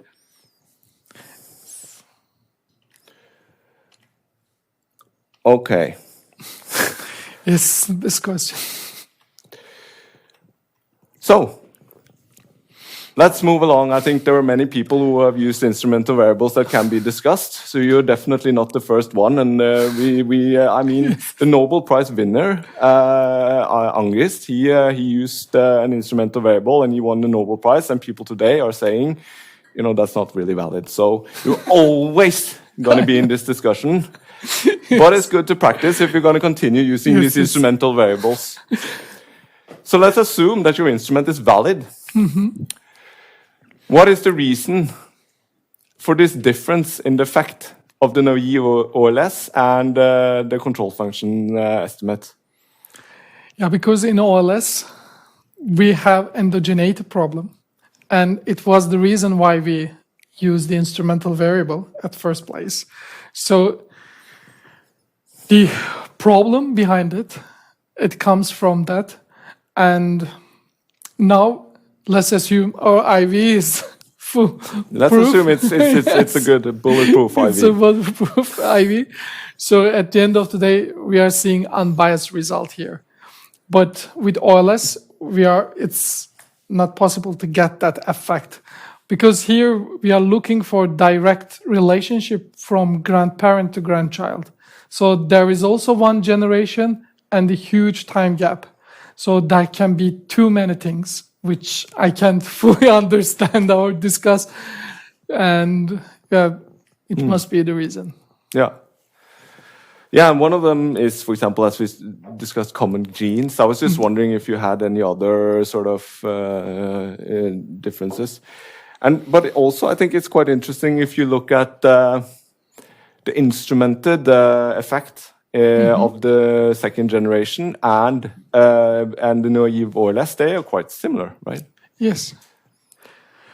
Yep, I want to answer this question based on literature, because in literature, more or less every study which I read, if I missed something and if I couldn't remember, I don't know right now, but there is a strong relation with parents' habits and the child habits. So finding this relationship with OLS and the control function approach in a similar way, it wasn't surprise me at all, because we are looking for more or less the close time periods, and at the end of the day, the finding a relationship between G2 and G3 in both approach, yeah, it made sense to me, and it doesn't, even though with the IV approach, we just a bit corrected to coefficient size, but not the effect, because the relationship is there, but the size has changed.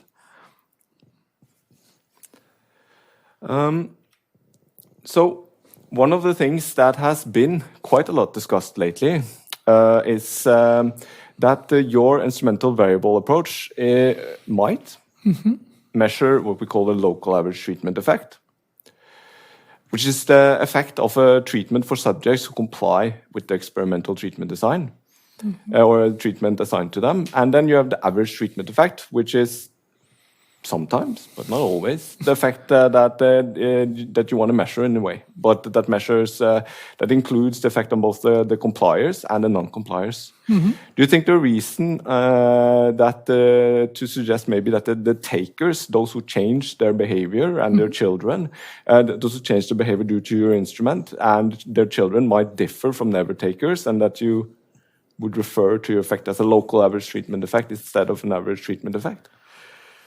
Yes, it could be much more better if we had a chance to go for the late local average treatment effect. When I looked for the variables here, for the outcome, we had a chance to look for how long they were smoking. But for the parent and grandparents, we only know whether they were smoked or not smoked. And we didn't know whether their habit changed through the time and at what time they were smoking, like during the mid-childhood or earlier than that, but I don't think that it is too much important for now. But our reason at first place why not to look for the late, I didn't think about it, the honest answer, because somehow, after the first paper, I always focused on the average treatment effect. And once I was aware of the late, it was late to change the study. So, yeah, I think it could be very interesting to look from that direction instead of just focusing on the average treatment effect here. But the 100% honest answer for that, it was late to look for the late. Yeah. Okay, so, and then also the third paper. So in this, this is the effect of long-term effect of grandparental child neglect on grandchildren's mental health, a 3-generational study. And I wonder, you showed some coefficients. This is your table 2. I wonder if you could explain what does these coefficients mean? What are the size of the coefficient, and what does it mean? For that study, when G2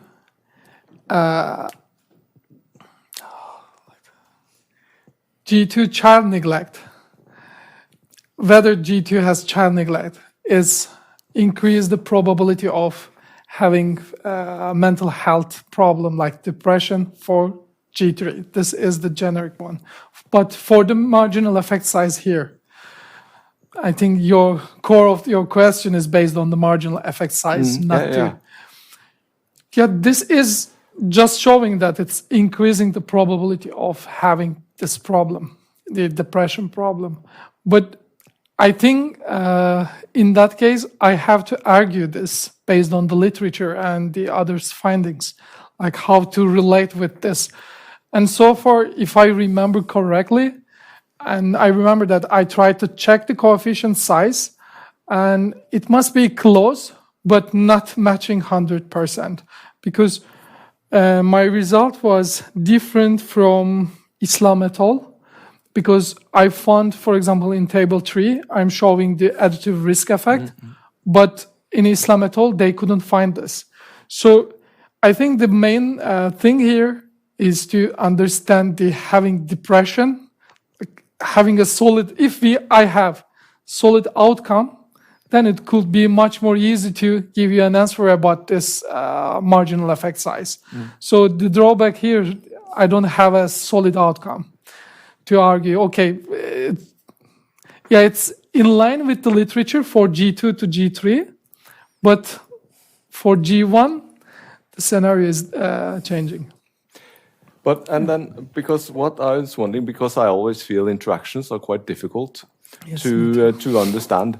But can you explain? So I think this means that there's a 20% increase in the probability of having mental, answering yes to the mental health question, if you were neglected in childhood. Yes. Yeah. And can you explain what these coefficients mean for all, that one, and also the interaction?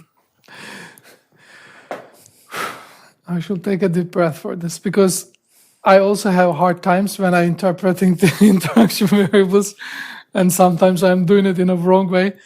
And here you have child neglect. Here it's 1. This is 1, 2, in compared to 0. These are both 1s.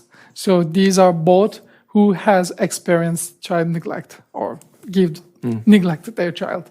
So this coefficient shows us if your grandparents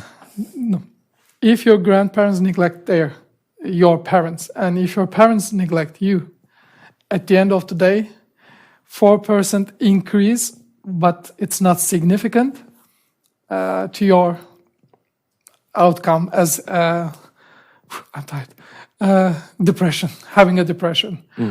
So it shows us the 1 plus 1 here. It's not 1 multiply 1 for the 0.004.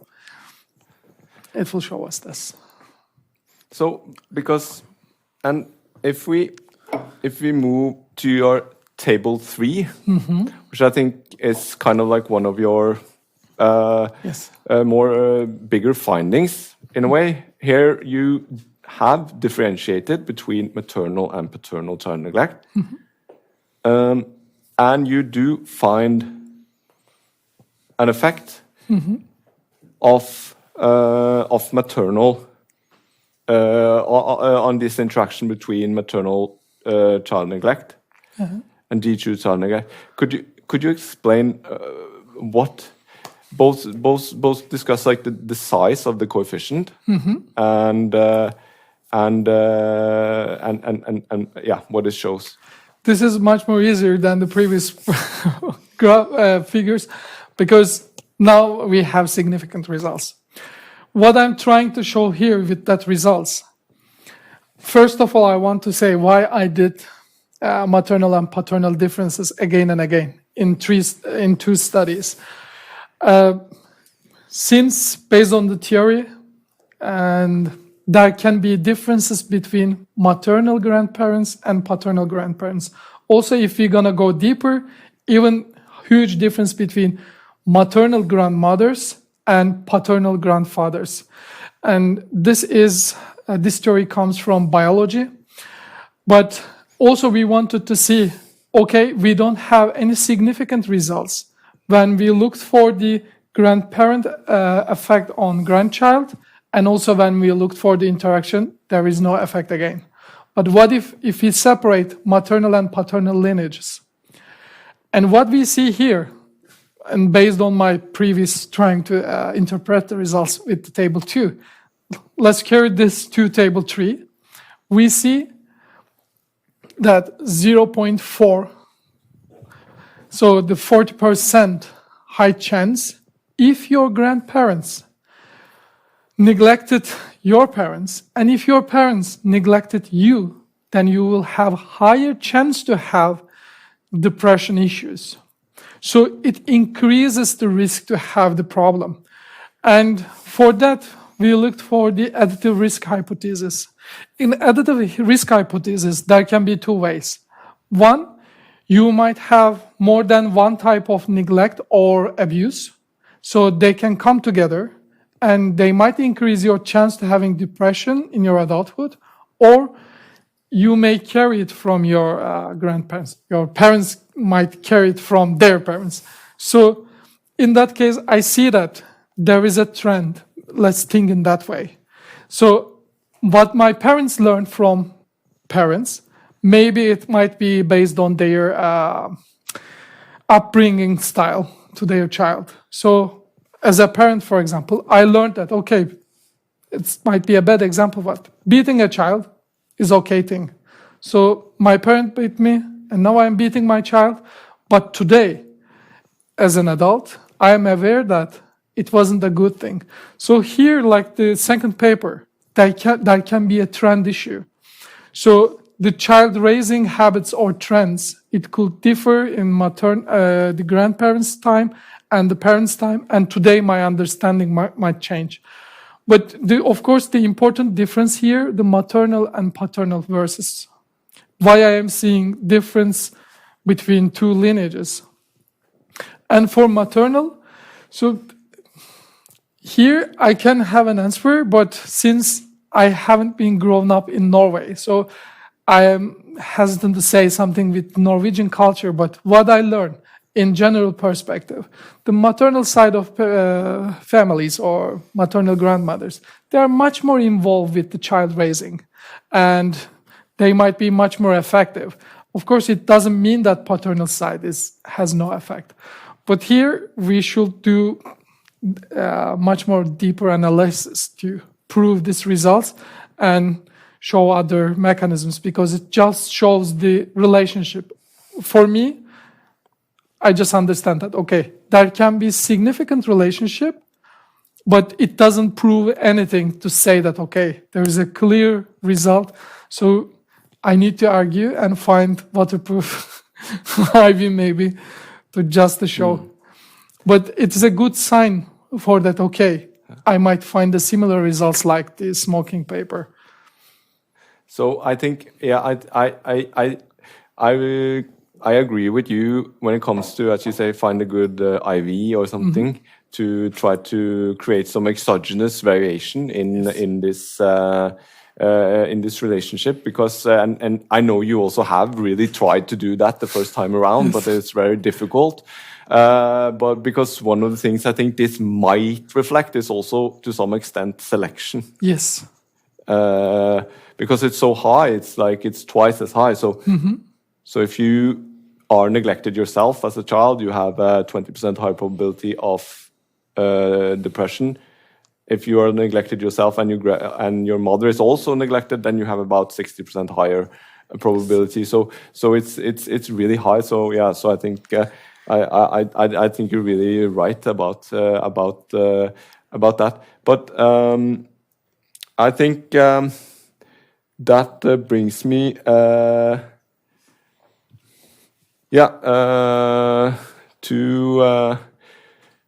So you partially answered it, but to some extent, you can explain it through this theory. And what was the mechanism behind that theory when you assume that you have adjusted away the neglect in themselves, the child, whether or not they have been neglected themselves, is only an additive effect of also the mother being neglected. And that was, yeah. I am trying to understand the question better, but if may I ask, can you repeat the question? Maybe I missed some part. Yeah, let's say I've been neglected Okay. as a child, then I have a higher probability of a mental disorder. But if my mother was neglected, or if she was not neglected, keeping constant that I was neglected, how can the fact that my mother was neglected, whether or not she was neglected, impact on my mental health? That's now I understand clearly. And for this, I don't have the theoretical clear answer, but I have one understanding. I need grandparent here to show. So let's assume that I'm grandparent. I neglected, I didn't give enough care to my child. I'm still alive. And my parent here, they neglected my grandchild. They didn't give enough care, maybe enough food, based on this research question or variable. So I just carried my parents' habit to my grandchild. But this is not something like smoking, something that you can quit. So it's based on your maybe understanding of life, maybe your character, because it also depends how did you neglect your child. So it is obviously like a family trend. So the grandparents, whether if she is alive or he is alive, then they might also treat the grandchild in the same way how they treated their child. So like Dorta's question about the policy implications, that's why I kept saying that ceteris paribus, because this might also affect the problematic grandparents. They could also carry their habits to their grandchildren and to increase the chance of having mental health for them. So that can be one way.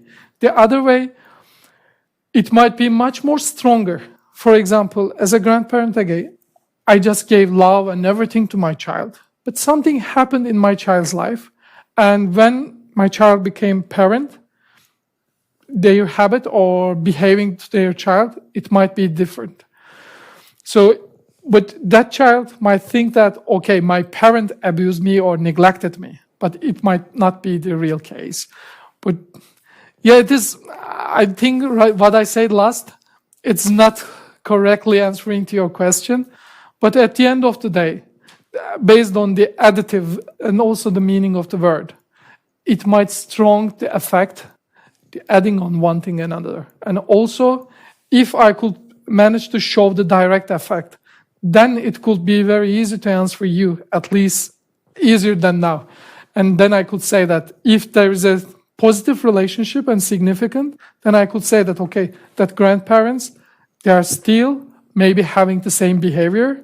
So they're also in an adverse way affecting their grandchild. And it also affects the grandchild's mental health, if I could find the positive direct effect. But for now, it is hard to differentiate between the indirect and direct effect of grandparents with that result.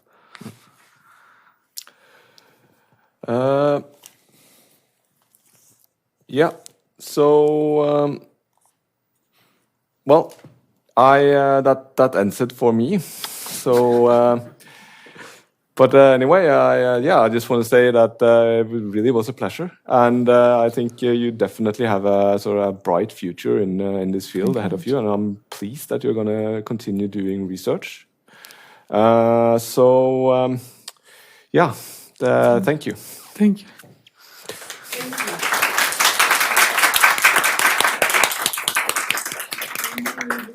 For a very interesting discussion, and I would like to thank Dorte again. And now Emre would like to say a few words. Yes. Please do so. So, I keep changing the places. Maybe stop sharing. Okay, it stopped.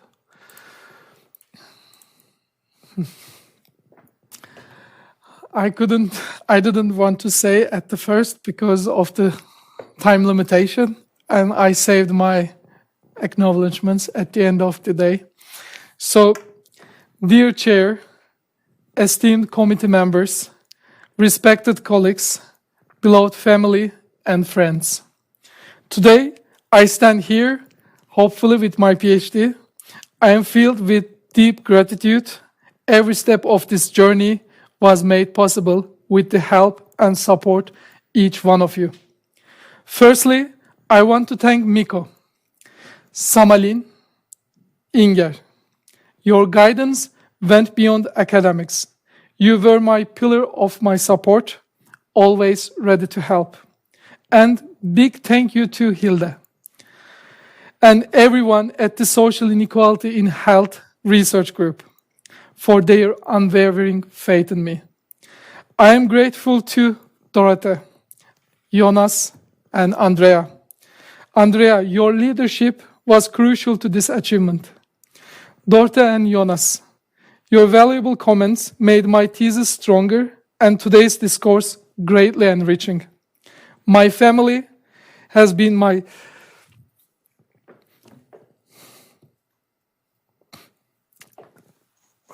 strongest support. My mother, Fidaye, who taught me importance of hard work and education. My father, Yalchin, who showed me how to stay strong. My brother, Evren, who always shared wisdom. Each one of you has a special place in my heart. Sizi seviyorum. My dear wife, Semra, you came into my life with our dog Köpük during this journey and made every day brighter. Your love and support gave me strength to keep going. Seni seviyorum. To my friends from Turkey, Germany, Switzerland, Ireland, Iceland, and everyone here, thank you for your support and encouragement. And the scholars and support staff at the School of Business and Economics, thank you for all your assistance and dedication. Finally, I must express my deep gratitude to Norway for hosting me as a PhD candidate. This country has provided an environment that has been helping my growth and learning. Turkey, my homeland, has a special place in my heart. As we celebrate the 100th anniversary of our republic, I remember with pride and gratitude the vision of our founder, Gazi Mustafa Kemal Atatürk. His ideals and principles continue to inspire many, including myself. Today's achievement is not just mine. It's a result of the help and love from all of you. From the bottom of my heart, thank you.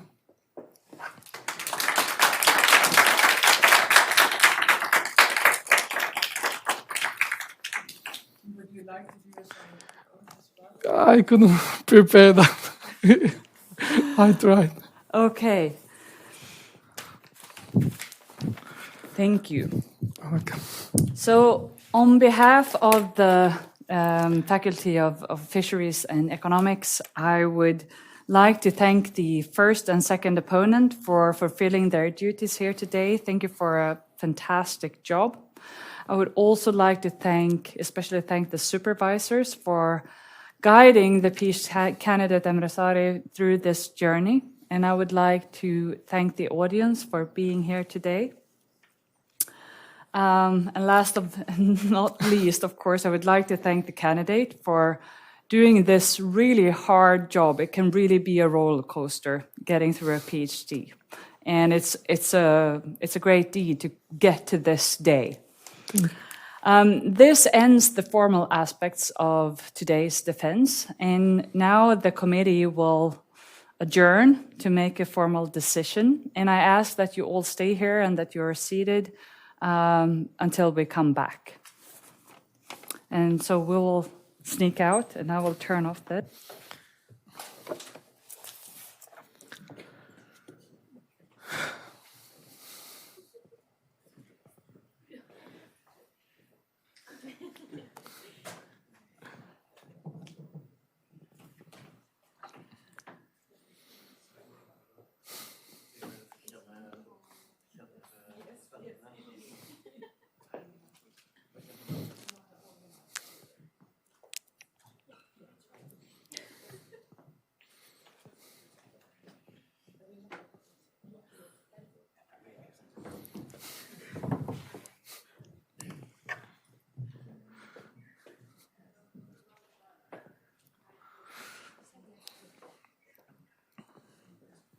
take a chance.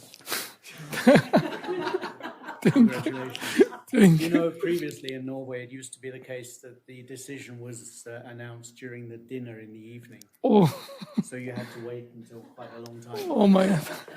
Just waiting a few minutes for them. That's completely fine. Okay, good.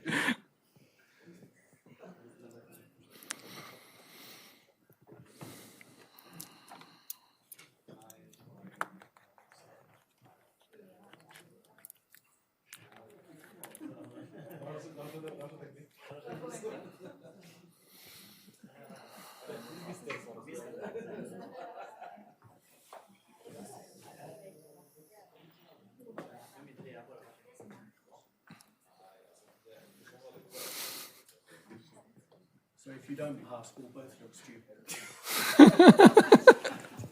Hope not.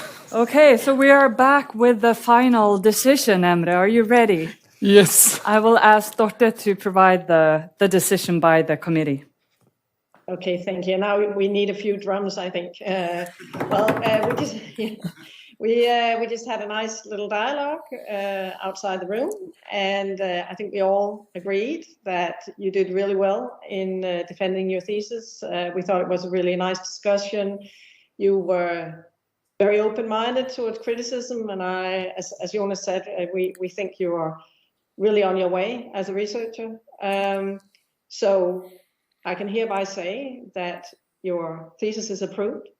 Congratulations. Thank you very much.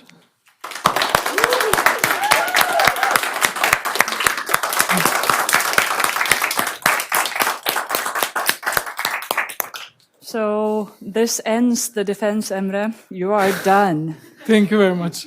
Thank you, Dorte. And I had the privilege on behalf of the faculty to congratulate you. We are immensely proud of you and would like to hand you this gift. It's a traditional Norwegian gift, which in some cultures are frowned upon.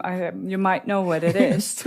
But in northern Norway, this is something that is a traditional gift of respect. So congratulations. Thank you very much.